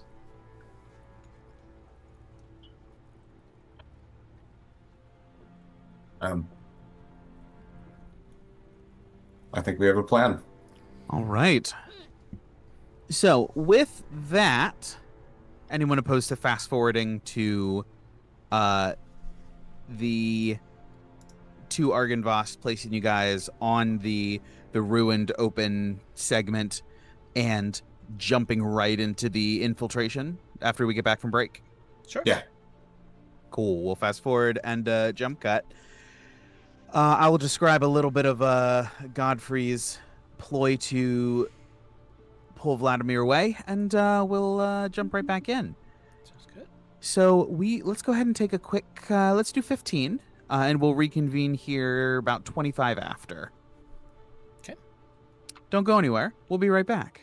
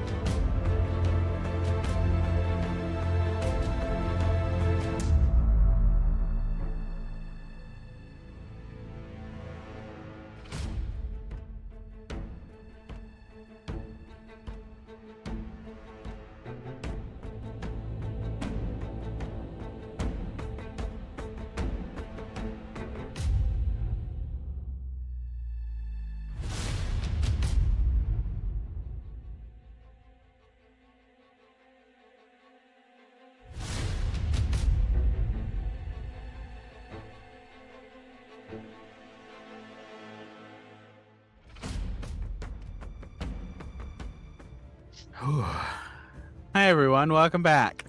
We're raring to go over here, so we're gonna just jump right the heck on in. As you and you and Godfrey travel back to Argynvostholt.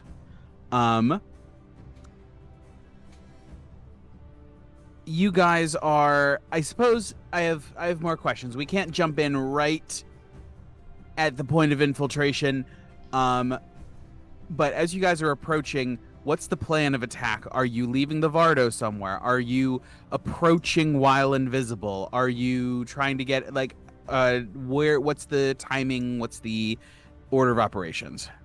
We absolutely should, if it's okay on the way there, take all the pieces of the cannon that Ivor had not put together and put it in the bag of holding, just in case we have to abandon the Vardo for some reason.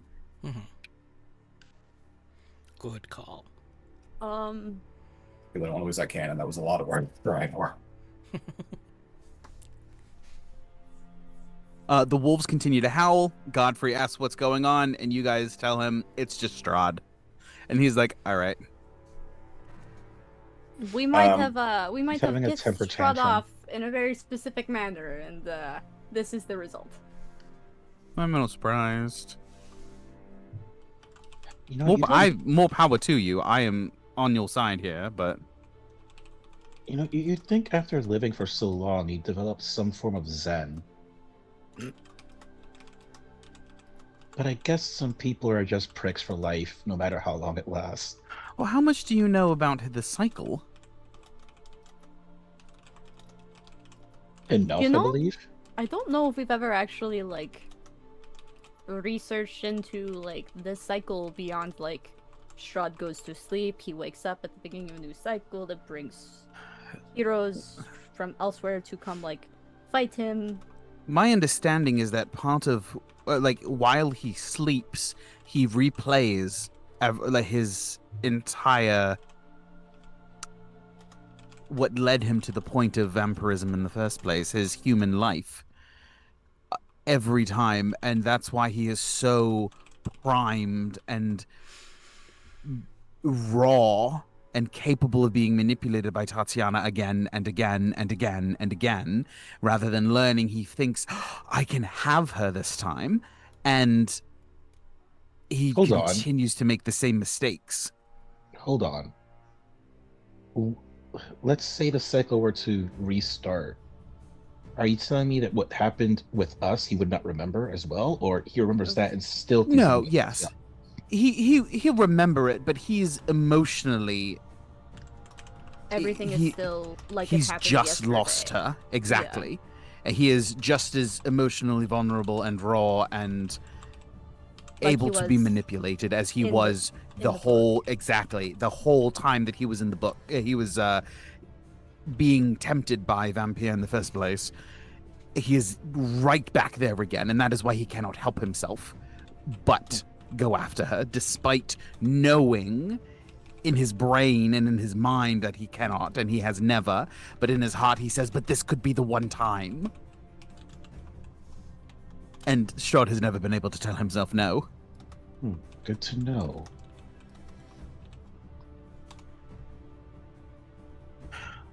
Very well. All right, I'm going to go and collect Vladimir. Do you want us to give you some time? Yes, we are going to go for a walk outside around the premises. You will see us leave by the side entrance. When we leave, you will know that we are clear and you are good to go.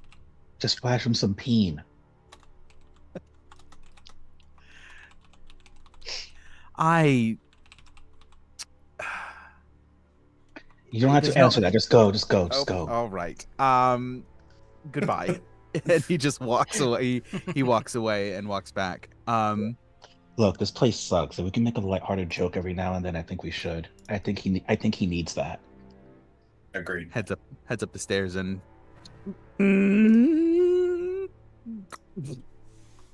Should we go about casting the spells now? Does he flash peen? He's inside. You don't know. If you really want, once you're invisible, go up to the window and see what you can see.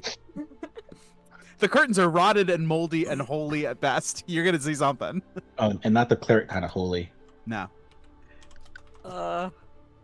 Also, Sam Smith I was unholy. figuring we'd leave the Vardo and mounts here, like tucked behind the forest, so that you couldn't see it from the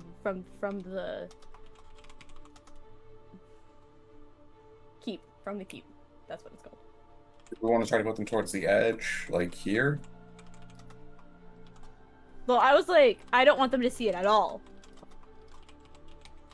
Yes, I'm saying we leave them in the forest, but like in a dense enough place that like they're not gonna see us. I mean, that's But fine. clo- I but close just enough didn't for want to me to get like 'em. cross the road.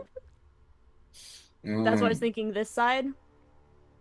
We can put it like down here. Yeah. Mhm. But That's good. that's what I was thinking. Is like we won't cross the road. We just kind of get off the road and like, however we want to do that.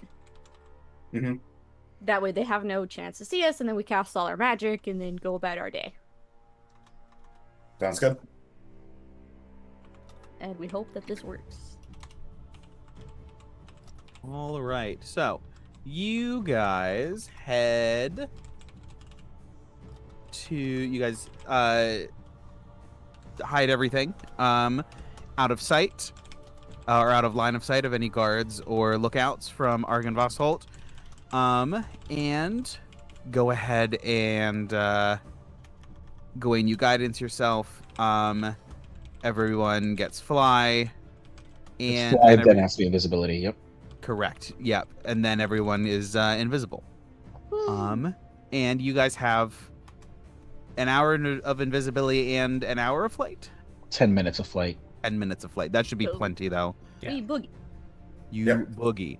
All right. So, as you sort of come down upon Argynvost Holt, this is what you guys see from. Let's see. Okay. It's.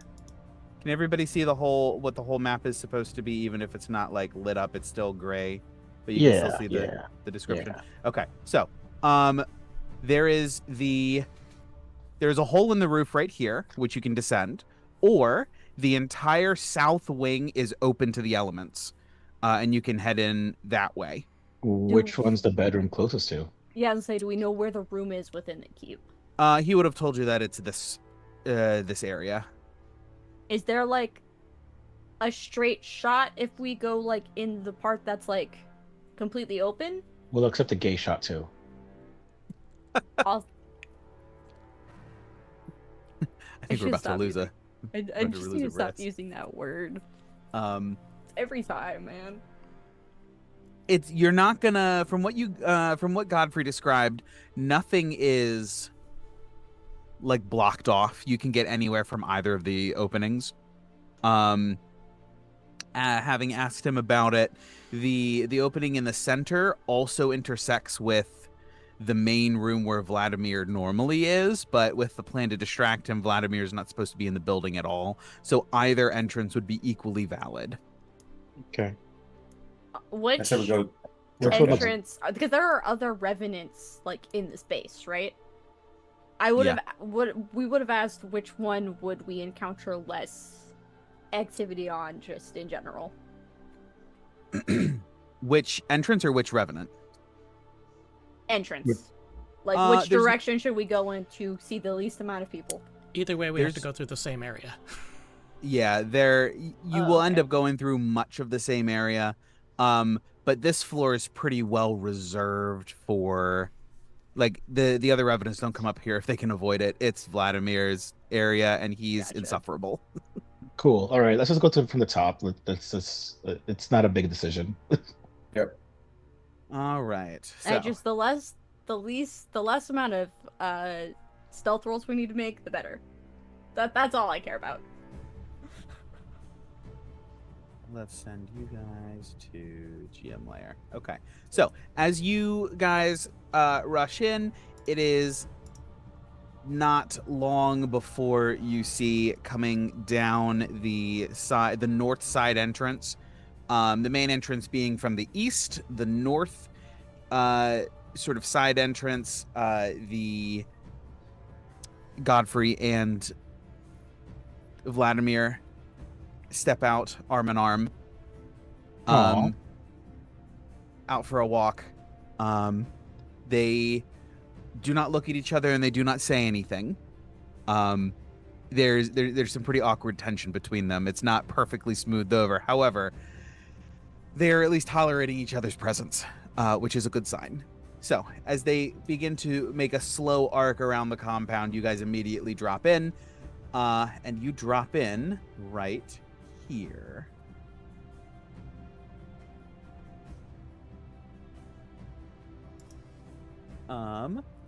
This is where the book was, right?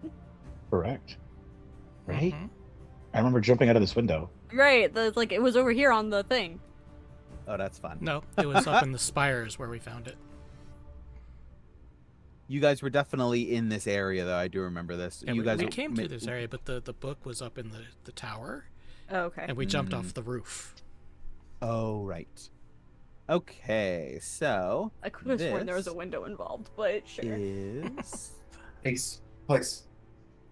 there was definitely a window because we were worried about line of sight teleportation. I do remember that. Yeah, it was a little why puzzle. Vortex worked We jumped off the roof.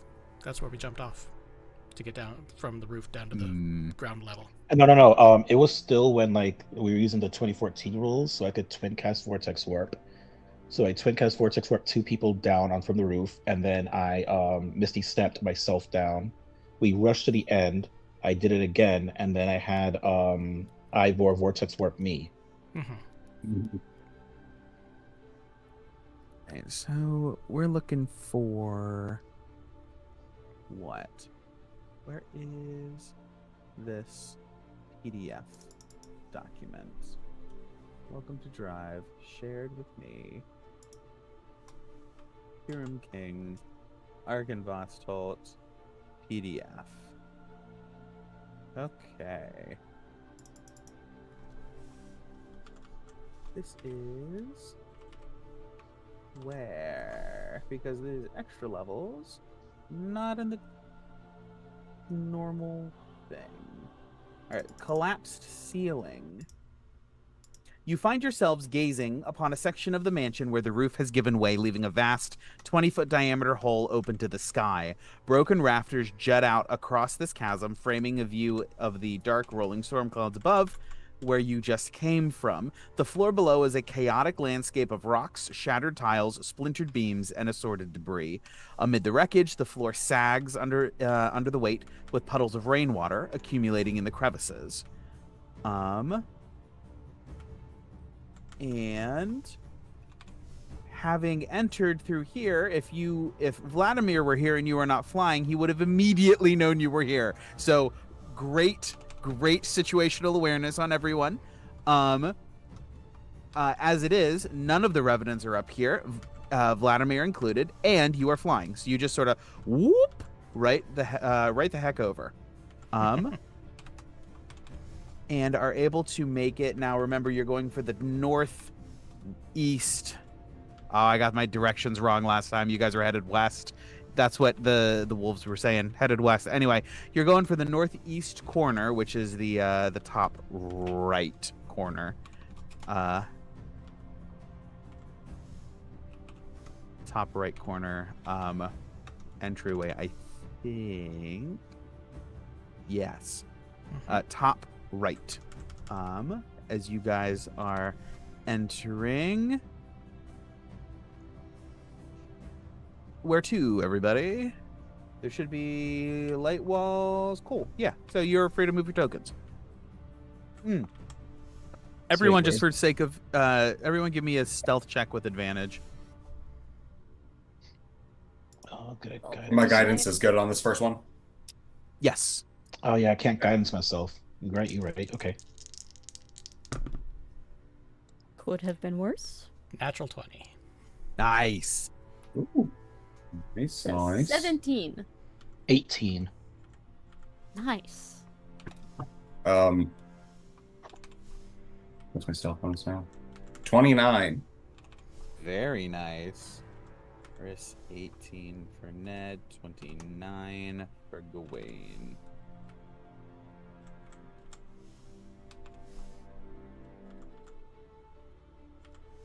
And so that was flattened out for your armor? Yes. Okay. I couldn't get advantage from it because I already have disadvantage, so it's all right. But I have I have advantage from the boots of Elvenkind, disadvantage from my plate armor. Okay. So they so just cancel out. It was already flat. Okay. Okay. Yeah. Perfect. Correctly lured once again. You guys are on a roll tonight. Perfect. Natural 20, 17, 18, 29. And then Ivor and Caesar are not here. Okay. Ned, you had started to ask a question. Which way is it? It is Up and to the right. Here. All right, so I guess we have to go through this door. Object interaction shouldn't break invisibility, correct? Correct. All right. Into Argenvost's library. I shall open it. Um. Oh wait, is there entrance over here? Oh, there is.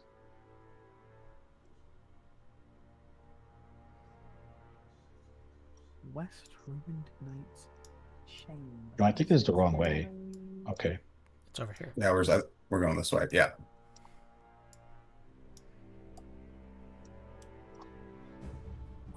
Argenvost's library. As you enter Argenvost's library, a ghostly light casts an eerie illumination.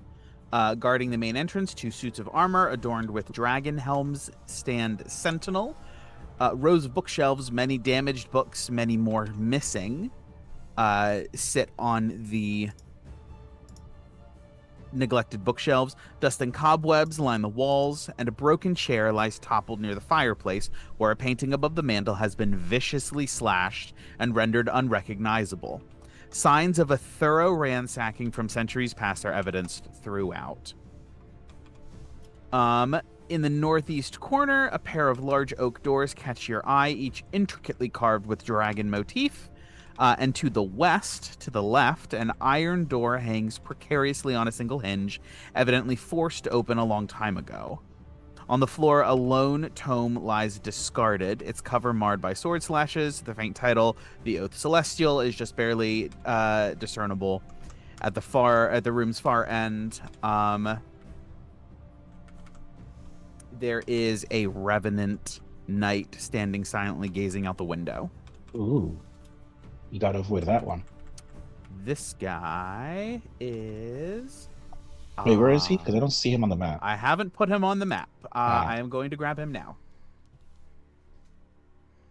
This is Sonnet. Mm-hmm.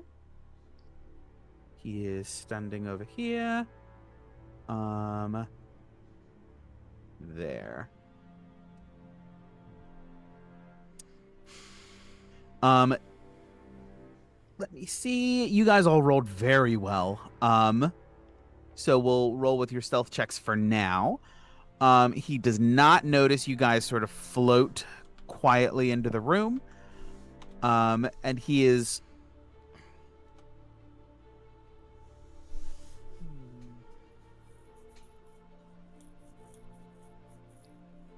He sort of stands full armor back to you guys, hands clasped behind his back, very contemplatively, legs spread in a bit of a power stance. And he is murmuring quietly to himself, almost like the poetry recitation equivalent of humming. Whatever humming is to songs, this guy's doing that for poems. He's murmuring quietly to himself, but no, that's not it. Oh, yes. And he continues onward. And every once in a while, if you stand there and watch him, he will take one hand and reach over to a stick of charcoal up on the windowsill and begin and scratch a little bit of a line onto a page of parchment, and then set the charcoal down before continuing to stare back out the window contemplatively. He seems to be writing something creatively, on a creative endeavor of some kind. Gotta appreciate the arts, I guess. It's definitely a first. Anyway, I'm gonna Uh, go. First seen All right. a revenant reciting poetry. Oh, We're this doesn't going. seem to be the right way either. That's the right way. That is the correct way. So yes, the give me Ned. Give me a stealth check because it looks like you're the one opening the door. Oh, I suppose. Or would you have delegated somebody else to open the door since there's a guy here? I feel like Yana will be the best one if she agrees. mhm. Sure. Stealth check with advantage. Stealthy checky with the advantages. Let's see. That is a 19. 19. You slowly open the door and you are surprised by how quiet it is. This seems to be kept in some sort of working order by somebody. Perhaps Sir Godfrey recently oiled the hinges. He's not on WD-40 here. Nah. Um, Little elbow grease. just a little bit out. That's funny. As the door opens quietly, just as he's sort of like taken a half step forward and begun to scribble down on the piece of paper again, and then he sort of shifts back and does not register that the door has moved. As you guys step in, Keith added Argynvost into Argynvost Holt because I guess he liked it there somewhere. It's Keith. Keith is the dungeon master who ran Curse of Strahd for me as a player. And so I just instinctively thought Argynvost is here, right? No. But here in this space, he's not on the map, but this is Argynvost's bedroom. You were greeted by rich drapes, their once vibrant colors dimmed by the passage of time and abandonment obscuring the windows. The room stands bare, save for a few torn carpet scattered haphazardly across the floor, remnants of its former grandeur. Anyone who would like to give me an investigation check or nature check? Might as well. Doesn't hurt.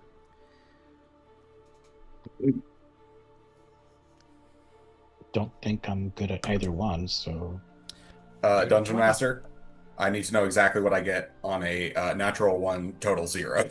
Total 0. These... You're worried about what this means for Argynvost Holt. Perhaps they're in cahoots with some other power. Honestly, this might be where the skeletal rider stays. Solid theory. Gawain doesn't say anything because he doesn't want to break stealth, but he's absolutely nodding along, thinking this is where he is, somewhere in the basement, probably. Did anyone else roll below a 15? I rolled a 13. What are we rolling? Investigation or nature? It's a 21. 21. 22. 22. Or no, sorry, 24. 24. I forgot my investigation went up. The signs are hard to piece together. They're very faint, but Yana and Riss, you guys are able to sort of like, you're like, yeah, this checks out. This for sure would be a dragon's like wear marks. The scales are rough. In like you can imagine Argynvost sort of circling like a dog and then settling down, and where his scales and claws would have interacted with the room, that's where you see the wear patterns. You're like, okay, I know exactly what's happening here. That is in line with what history says about Argynvost, that he preferred his dragon form to a more traditional humanoid shape. He very much preferred it, and would stay in his draconic form whenever possible. However, also here is a massive headless dragon skeleton curled up. the bones are loosely in loosely the right area. Like the legs are together, the arms are together, the wings are along the back. The spine runs down into the tail. But obviously these bones are not strung together permanently because there is no muscle to hold them together. So it's a loose dragon-shaped pile of bones. Hmm. All right. I will go ahead and attempt to lift the skull into the place, like onto the neck where it should go. All Gawain, right. that's the tail. Oh, sorry.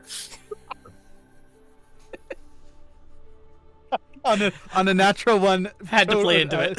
Dirty zero, 100% hunt, what yeah. happens. That's so good. Okay, let me see what is happening here. If that would have gone on backwards and we cast Speak with Dead, would that mean Argynvost was speaking out of his ass? Yeah. I'd hate to see that. It'd just be all lies. Imagine breathing fire out that end. Ugh. I don't need to imagine. I don't think any of us do. Imagine Dragons. Women. Alrighty, let's see. You place the skull at the neck eventually. And those of you who've seen Indiana Jones Kingdom of the Crystal Skull, one of the more recent ones, where he holds the skull up and it like magnetically pulls and then the skeleton resets itself, that's exactly what happens here. The skull sort of like knows where it needs to be and is pulled there by an unseen force. And as it leaves your hands, it flashes into visibility, landing with a thud. Immediately, Sir Sonnet turns and looks over and sees the skull of Argynvost on the body, and he, like, stunned, as stunned as Sir Godfrey when he first saw it, just sort of like stares, vacant skeletal eye sockets, just looking at nothing, looking into nothing. Argynvost stirs, and like the joints just sort of all and pull together. The bones pulling back into their old relationship with each other, even if they're not maybe touching or joined. They're pulled. They move back into orientation with each other and reconstitute the skeleton. And as the skeletal dragon stirs, Sir Sonnet falls to his knees behind you, Riss. And then it flares and like an ethereal bit of skin and flesh roll over it. You can still see the bones beneath, but like a ghostly apparition of all of the fleshy bits, the scales, of what Argynvost looked like in his glory, apparates from the snout all the way back, covering the running down the spine to the arms, the wings, the legs, and finally the tip of the tail. And he gosh. Immediately, since Yana has been in this fight for most of her life, she's immediately going to drop to knee. Invisibly, though. Of course. Thoughts on me casting sending to Godfrey? Let's see what happens first. Okay. Argynvost, as Yana drops to her knee, looks over and just, rise, my daughter. You can see invisible? I mean, he's a dragon. It probably has true sight. I was gonna say, yeah. I think a lot of dragons have 60 feet of Blindsight, if blind not sight. true sight. Yeah. Rise, daughter. You kneel to no one. And Sir Sonnet is very confused as he hears this, and he's like, "What's happening?" All of you, I thank you. You have done me a great service, and now I may rest. And I'll, Wait, one I'll moment just- before you pull do Fenrir so. Sulfur out just a little bit and prick my thumb. Attack. I come invisible. What? She's making herself visible. Oh, I thought you were attacking the dragon. 'Cause you No, said me attack. too. I was pricked my like, what? thumb. I pricked my Okay, thumb on the okay. blade. No, she's making okay. herself visible. That's fine. Yeah, I'll give you that. Not a worry. I was like, Yana, no. Like, I'm not gonna fight a dragon this close to it. You know, there's not supposed to be an ancient silver dragon in the module. I I'll just just- am using the stats. I'll just drop concentration at that point. Everyone Oh. else can become visible, unless. Oh. I was gonna just catch guidance on myself and be like, that'll do it for me. Sir Sonnet is I just have also to, surprised. yeah. I just have to drop concentration on it. Yeah, Sir Sonnet is also very surprised. However, he is not like any more surprised. He's just as he's reached shock 100. So there's nothing more that he can like do right now. Mhm. He's all but catatonic. He's already like gasped so high, he doesn't have any more lung space to gasp more. So he's just stuck. He just keeps going because he's just skeletal, and it just happens. But yes, Argenvoss says, "But now I must rest." And Ned, you said something. It's like, one moment, please, Sir Argnvoss. Yes, my son. First of all, I'm glad we're able to get you some rest, but would you mind answering some questions for us, please?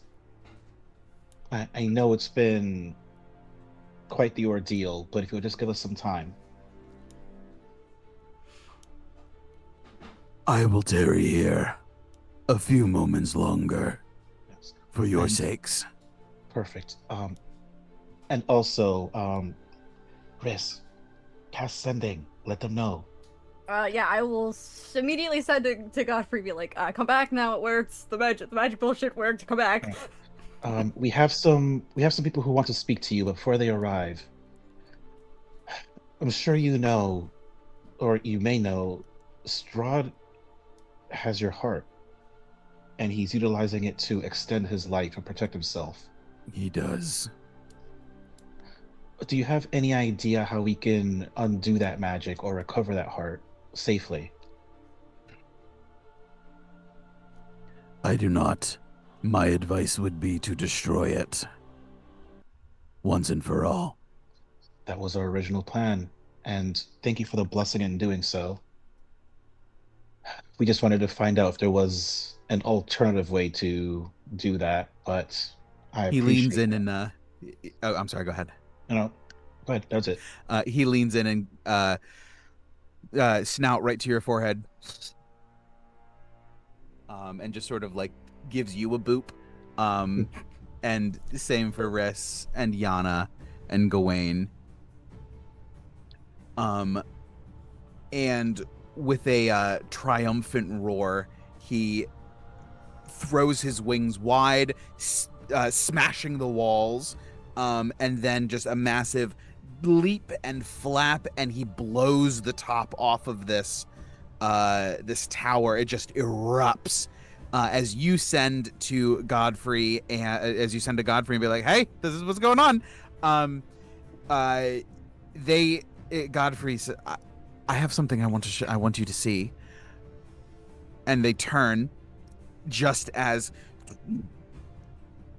like in hell, like the explosion of Helm's Deep, just stone and triumphant Argenvost erupts and just crows and blasts his breath weapon into the sky like B-roll sci-fi skybeam style. Hits the clouds and just illuminates them over all of Barovia. Um, you can hear Strahd seething in the background. Oh god, he's so Yes, Gawain Gawain. Gawain Foley is trying to like just enhance the moment and try to like really push the point home. So he's just going to like hit a high note like singing, so that it sounds almost like ethereal in the moment.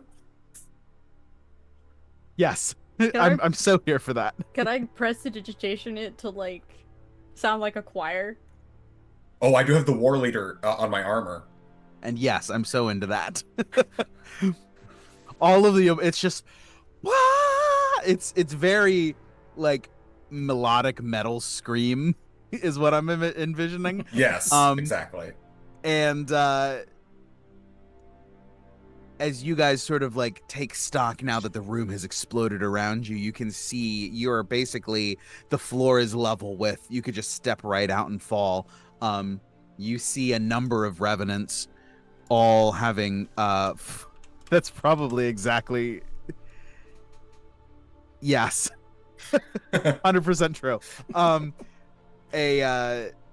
A number of revenants have just sort of fallen to their knees in awe. Godfrey and Vladimir included. And Argynvost's voice echoes out across the countryside here. My sons, you have done so well in my absence, but now it is time to rest. Leave your fighting and lay down your arms. Let me gather you under my wings and lead you into our rest. And all of the revenants just sort of breathe out and relax. You see their shoulders drop as their bodies crumble into dust, and these bright streaks of their souls just into Argynvost's form, where it brightens and brightens and brightens and brightens and flashes with energy, whiting out everything until your vision comes back, and you are in an empty manor. There are no more revenants. There are piles of armor where they once stood. And there is a light sort of like arcing up from the floor about a foot or two. Like energy held in place. It vibrates your hand when you go to touch it, and it feels slightly warm. And you all level up once again. Oh shit. Oh fuck. We didn't get Okay. allies, but we got to level up. Hell yeah. Yeah, we lost our chance at all of the allies. Fable. Yeah, so the way that I was running Vladimir and Argynvost, in the expanded Pyram King module, there is a little bit more flexibility, but I really enjoyed and appreciated the quite frankly irredeemable nature of Vladimir. So it was going to be a fight, or you clear the way. These guys were not. They were too far gone to save and needed to be taken out somehow. But as revenants, they keep coming back, so it's quite the conundrum. Restoring Argynvost was the only way to put their souls to rest. You guys all level up to 14. And you gain. I haven't made the boon yet. You gain a special boon called. Let me look. Power word nuke vampire. Oh my god, you know what I just realized? Level 14 means I finally get my sorcerer subclass ability. I haven't gotten one What's since that? 6. Oh, I'll What's tell your you new what it is. ability? Shall tell you right now. I vaguely remember it, but it's called Trance of Order. You gain the ability to align your consciousness with the endless calculations of Mechanus. As a bonus action, you can enter this state for 1 minute. For the duration, attack rolls against you can't benefit from advantage, and whenever you make a d20 test, you can treat a roll of 9 or lower on the d20 as a 10. Once I use this feature, I can't Damn. use it again until a long rest unless I spend 5 sorcery points. So basically, once a day, all my rolls for 1 minute will be a 9 or more, Nice. which is actually Um, nice because my spell attack is 13. So it'll hit. Yeah. I finally got my last subclass feature as well. It's called Thicker Than Water. It's upon reaching fourth level, the blood that flows through your veins is empowered with arcane vigor that mends wounds and helps preserve your life. Whenever a spell or magical effect causes you to regain hit points, you regain an additional number of hit points equal to your proficiency bonus. In addition, while I'm concentrating on a spell, I have resistance to bludgeoning, piercing, and slashing damage. I don't know how hell we want yes. to roll that, DM, because it does say from non-magical attacks, which is a 2014 thing. So if you and I want to get on that and talk about how we want to rule that. Let me look. I'm sure that I can make a quick calling on that. Thicker than water. It's the second part. Concentrating spell resistance to. We'll just drop non-magical. Just say it's BPS. Cool. Sweet. So that's just any time you concentrate on a spell. Holy shit. Yeah. That was really good. You know, There's a reason I chose this subclass. You also get the boon Mantle of the Order. As sort of settling around you, dragon's wings fold around as though someone behind you has stretched as though Argynvost behind you stretched his wings around to shield you, before they disappear around your chest. There is a slight sensation of a hug before it fades, and I'll make this a full. Did I make it a full thing yet? Hold on. My creations. I might have made this a feat. Stand by. Because I made a couple of things in preparation. I did! You can add the Mantle of the Order feat to your character sheets. Let's see. The silver light just doesn't pierce the clouds, flows through the mountains. It flows down the mountain like a river, washing over the party. As the wings surround you. Relentless Will. Once per long rest, if you fail a saving throw, you can choose to succeed instead. You have 1 legendary resistance. Nice. Holy shit.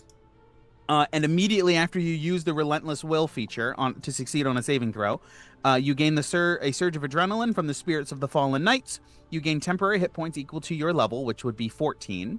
I'll update that. And your movement speed increases by 10 feet until the end of the turn. Nice. What's it called? The Mantle of the Order. Oh, Is that a okay, feat that's why I or couldn't is that find it. an item? It's a feat. Okay, so, So we what all just are we go and adding? add. So we got The Mantle of the Order is a feat that you can add through your character sheet. Was there another thing that we were adding as well, or is it No. just that one? You guys leveled up. Okay.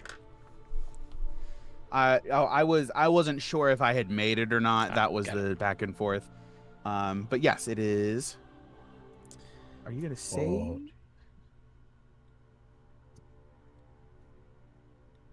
There we are. I do not see the feet. Let me see. It's under the Mantle of the Order. You have to Yeah, look for T. Oh, I Yeah, see I it. I got got it.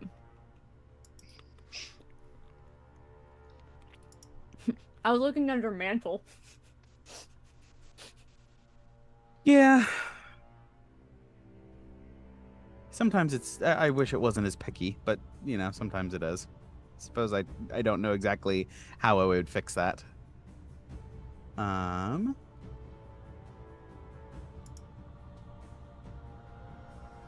Very nice. I get the Mantle of the Order.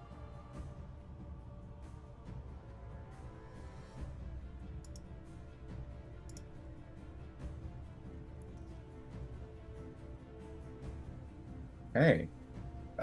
So, actually, shit. So something each of you are going to have to think about, depending on how much time we have before we make our final push. Uh, what do you want your fine greater steeds to be? Oh, I Bella. feel like since you decided like the animals, at least for me, you can decide what Well, it turns into.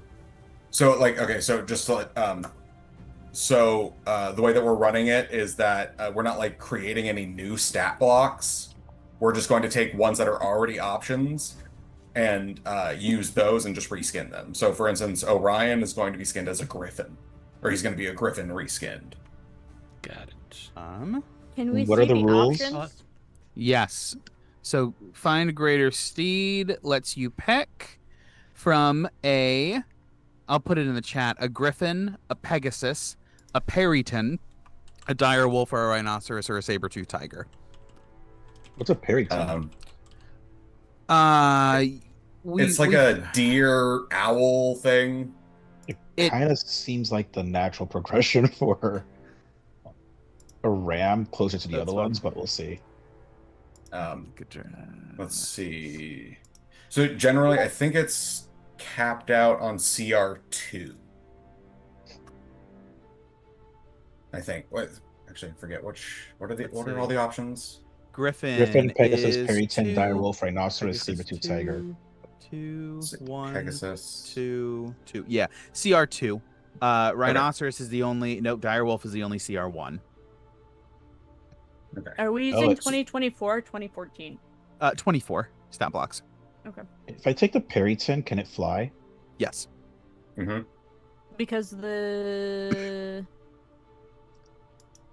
new find steed gives everybody the same stat block. Yeah, yes, we've been. This is the. Oh, there's only one find greater steed Gotcha. I see it. because that one comes from Xanathar's. The important thing is our mounts can fly now, right? And we should all. If you pick the right Yes. one, yeah. Whichever Yeah, way. 'cause If the you pick direwolf, Griffin, the Pegasus, rhinoceros, or and Periton. yeah, only the griffin, Pegasus, periton look like they can fly. Correct. What about a? Would you accept other creatures that are CR2? Depending on what they are, obviously, with your okay. Potentially. I'm not opposed to it categorically. Because there's like Owlbears fly?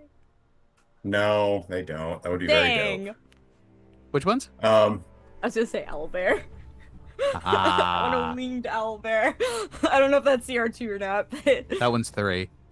dang it! Oh, actually, here's one. It's called a Dragonelle. It's from Fizban's Treasury of Dragons, but it literally says, with the DM's permission, a paladin can summon a spirit in the form of a Dragonelle using the Find Greater Steed spell. But basically, it's just Which a. would make sense because Find Greater Steed is from Xanathar's, and Fizban's would have come out after that. Yeah. Yep. So yeah, anything CR2 I'm open to exploring. And, Here, let me let see. me. All right. And it's let not me open limited up to a new beast because the tab. periton's a No. monstrosity, for example. I was just looking Mhm. at that too, and it can be anything CR2 potentially. Here's the Dragonelle in the chat. I'm Maybe doing make it a Griffin. Griffin. A Griffin's probably just a good if you can't think of any if you can't find anything else, a Griffin's probably a good one. I know Matar is going to be a Zebrasus. Which Or a is a grass. Zebrasus? A Zebrasus? It's a Zebra Pegasus. Animated rug of smothering. That's There's an funny. animated table. That's CR2. That's fun. There's 20 pages. Oh my god. One. I just saw that too. Oh, if someone wants one, Quetzalcoatlus. Well, you can go through with the filters and put like large and then go in and make sure it has a fly speed and it gets it down to literally one page. Oh, we could choose large animals, huh? Yeah, size it could be large or huge. But the only large one that does have a fly speed of CR2 Where is are the you? Skyjack or is the Quetzalcoatlus. There is a very cool one I think Ned might be interested in. It's called a Star Lancer. Movement. Actually, shit. Fly. Maybe. I found it. Oh, there's only 5. Now, if flying is what is also something that you guys really want, you can obviously add that. There are keeping it large or larger for the purposes of mounts reduces it from 20 pages to 5. Oh, we can do larger than large. Yeah, the size category, just the minimum requirement is large if it's going to serve as a mount, because it needs to be one size higher than you. But other than that, it can be bigger. That's fine too.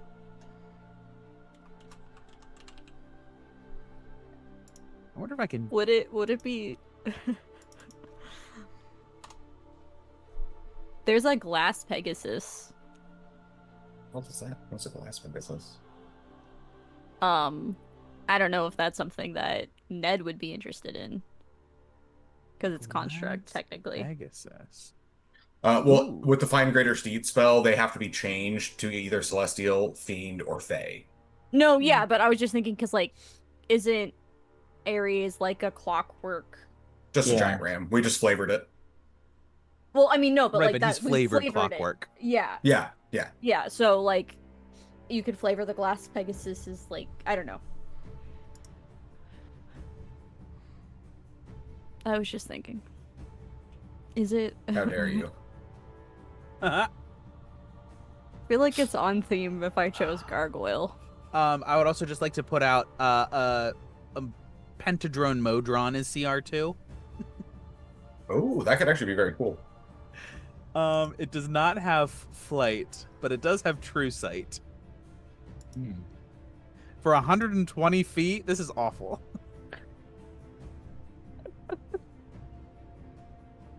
I mean, I can fly myself or apply flying to anything, so I don't need a flying mount. It's fair. I mean, I'm just gonna give Canis wings. Like, whatever stat block I choose, it's just gonna be Canis with wings. Yeah. Like, my Canis with boy. wings. My boy. I'd probably just make him a griffin love- then. I love him. I was thinking gargoyle. Oh, that's fair. I don't know if that feels on theme. We don't want a relic sloth. Relic sloths are very funny though. They're also huge. Allosaurus. They're massive. Allosaurus would be very funny. I managed to get my old 2014 Druid Barbarian high enough that I could use an Allosaurus as a wild shape. I shredded. It was great. Yeah. But yeah, Allosaurus is also an option. Not gonna lie, that art looks like it would be size category huge, but we don't go by the art. It is very powerful. I mean, I'm not opposed to Griffin stat block.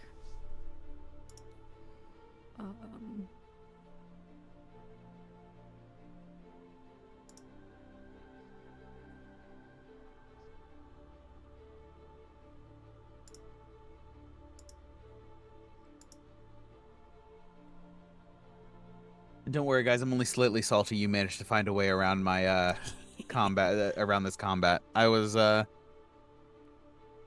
we I always? planned- And planned- we put a lot of planning into this. You did you put a lot of planning in, and that's why I was really averse to the idea of just being like, we're gonna fight anyway. You guys Like, put so much effort in. I You think- spent a lot of resources. You earned it.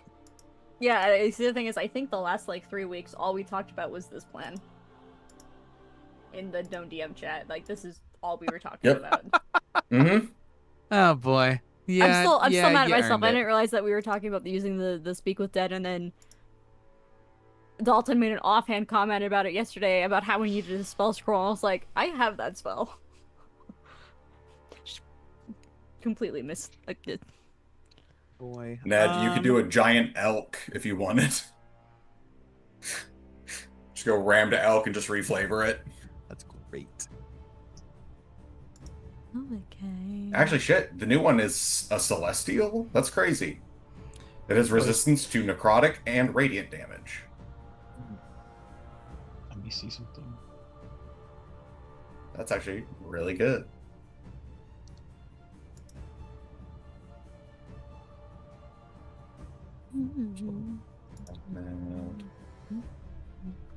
Just summon an Kyle. ogre.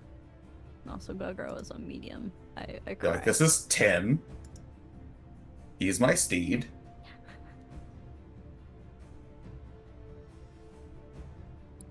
What is a pentadrone? Oh, that's right. It's a little five-pointed guy. It makes 5 attacks, but they're pretty weak and inaccurate. Mm-hmm.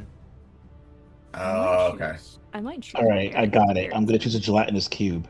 I was just thinking that same thing. Amazing. All right, real quick, as you guys are looking at this, I'm going through. You guys are able to sort of take stock of the mansion, and you get a little bit of loot. Ooh. There's not a ton. However, there's some things that you're going to appreciate. I would like to go grab Sir Godfrey's +1 greatsword. You are welcome to, and I will give you that and more. Sweet. Graves dug up, revenants clawed their way out. No. You find. I just want to make sure I didn't miss anything because there's not a ton, like I said, but there's some good stuff. You also get 4 potions of invulnerability. Oh, fuck. I'm assuming those make you invulnerable. Resistance to all damage for a minute. Nice. 4 potions of invulnerability. They're invulnerability. Yeah, 4 potions of vulnerability. That would suck. Yeah, You but they're not chug it. It's just sorry. These It's are technically a lie because you're still taking damage, and vulnerable leads to no damage. It sure does. You know, I also think that it probably could have been named better.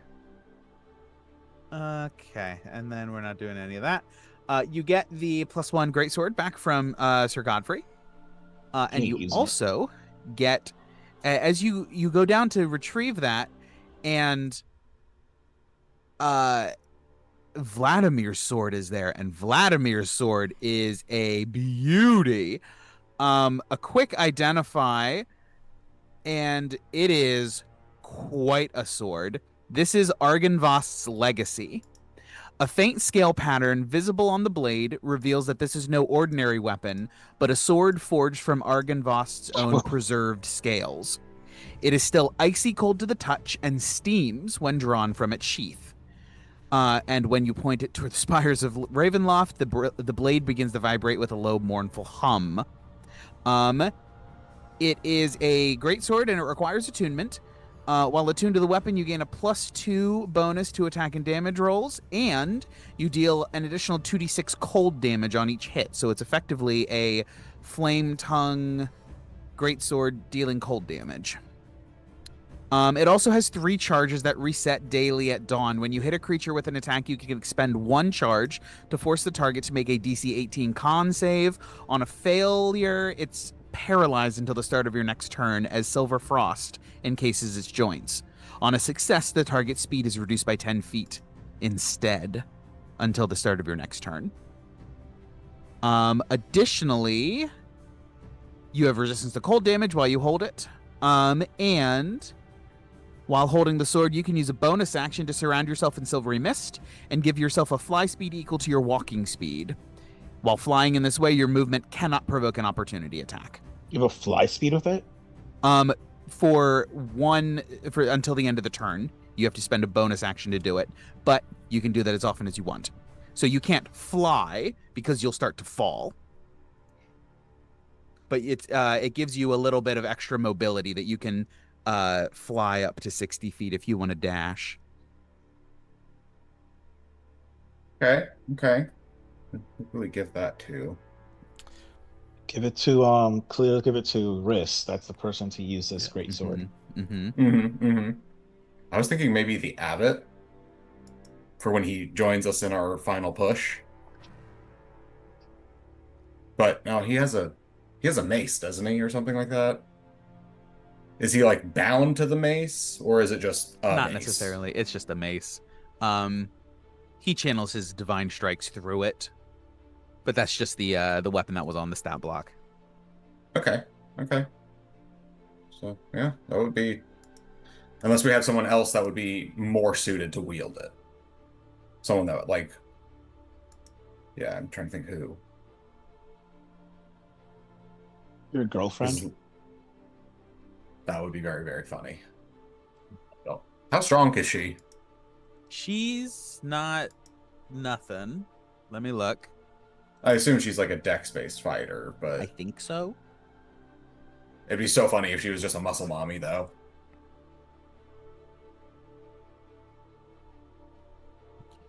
Don't get me wrong. She is cut. However, a dex fighter. Yep. Strength 14, dex 19. Okay. Oh, are you taking the new Griffin stat block or the old Griffin stat block? 24, No. please. 2014? No, 2024? I'm sorry. 2024, please. Got it. Are we good to roll for our mount's hit points? Yeah, that's fine. Sweet. Okay, so I get 7d10 plus 21.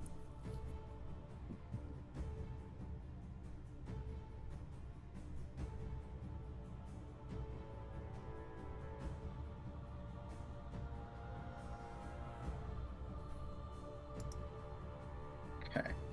It's got a, what's its con? Plus 3. Okay. Oh, also, risk the Perryton is technically medium. Oh, is it? Really? Mm-hmm. Shit. If it's called out, I wouldn't in the spell. I'm not gonna worry about it in terms of for the ones that are specifically in the spell. If you're picking another one, do make sure that one's large.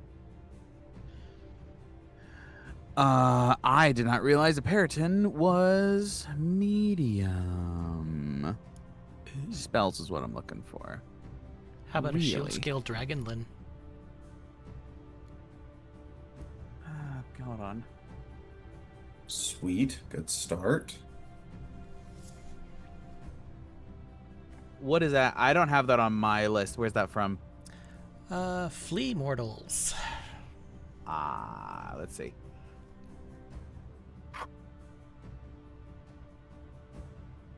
It's a size Yes. large.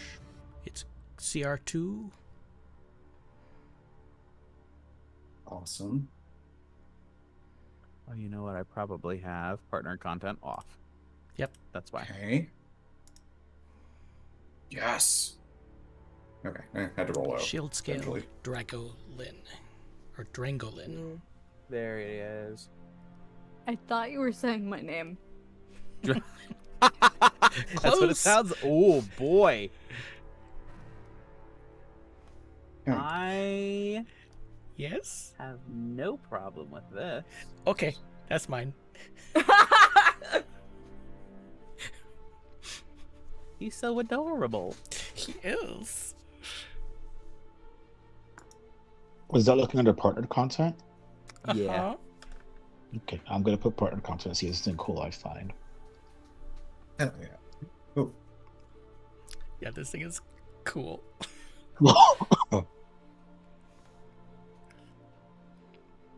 Yeah, it's only got 30 feet of movement, but it's also got a burrow speed of 30 feet.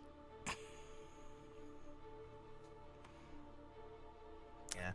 Especially at CR2, none of these guys are super duper overpowered.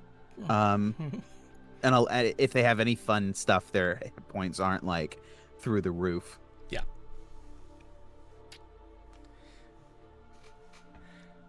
This kind of almost feels like an upgraded bullet. Renaissance. Yeah. In many ways, I agree. Erupt burrowing within 10 feet, erupt from the ground, into a space. Fiery Deck claws. save. Yeah. Like came in like a wrecking ball. And it has Up a to twice reaction. their walking speed. Yeah, that's fun. I wish more things had. I wish Wizards gave more things reactions. Right. yeah. You are now celestial, challenge rating 2, large. You are chaotic good.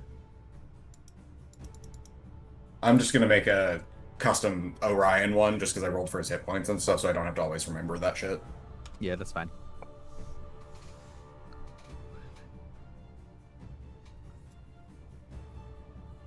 Drangolin. That's very cute. It is. And the best part is, it has the little tusk things, so transforming Bellatrix into this, it already fits, because Bellatrix has the tusks as well. Oh boy. A carrion crawler. Okay, this is AC 17. Or sorry, no, because he has half plate on, which is 15. Boogle. I've slain the final Boogle.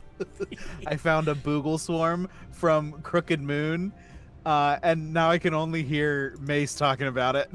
A Boogle of weasels. I've the final Boogle.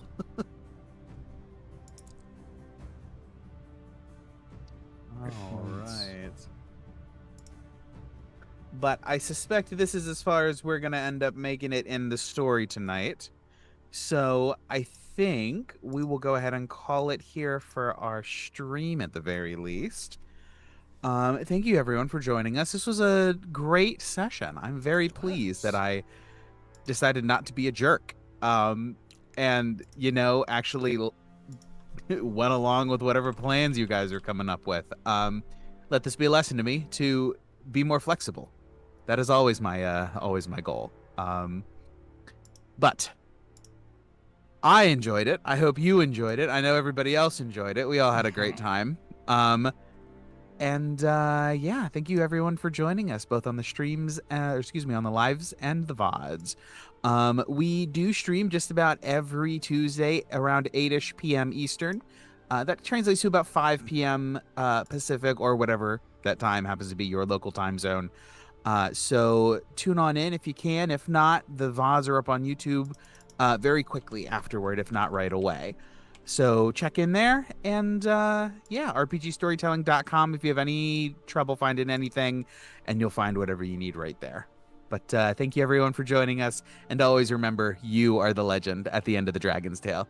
Good night, everybody.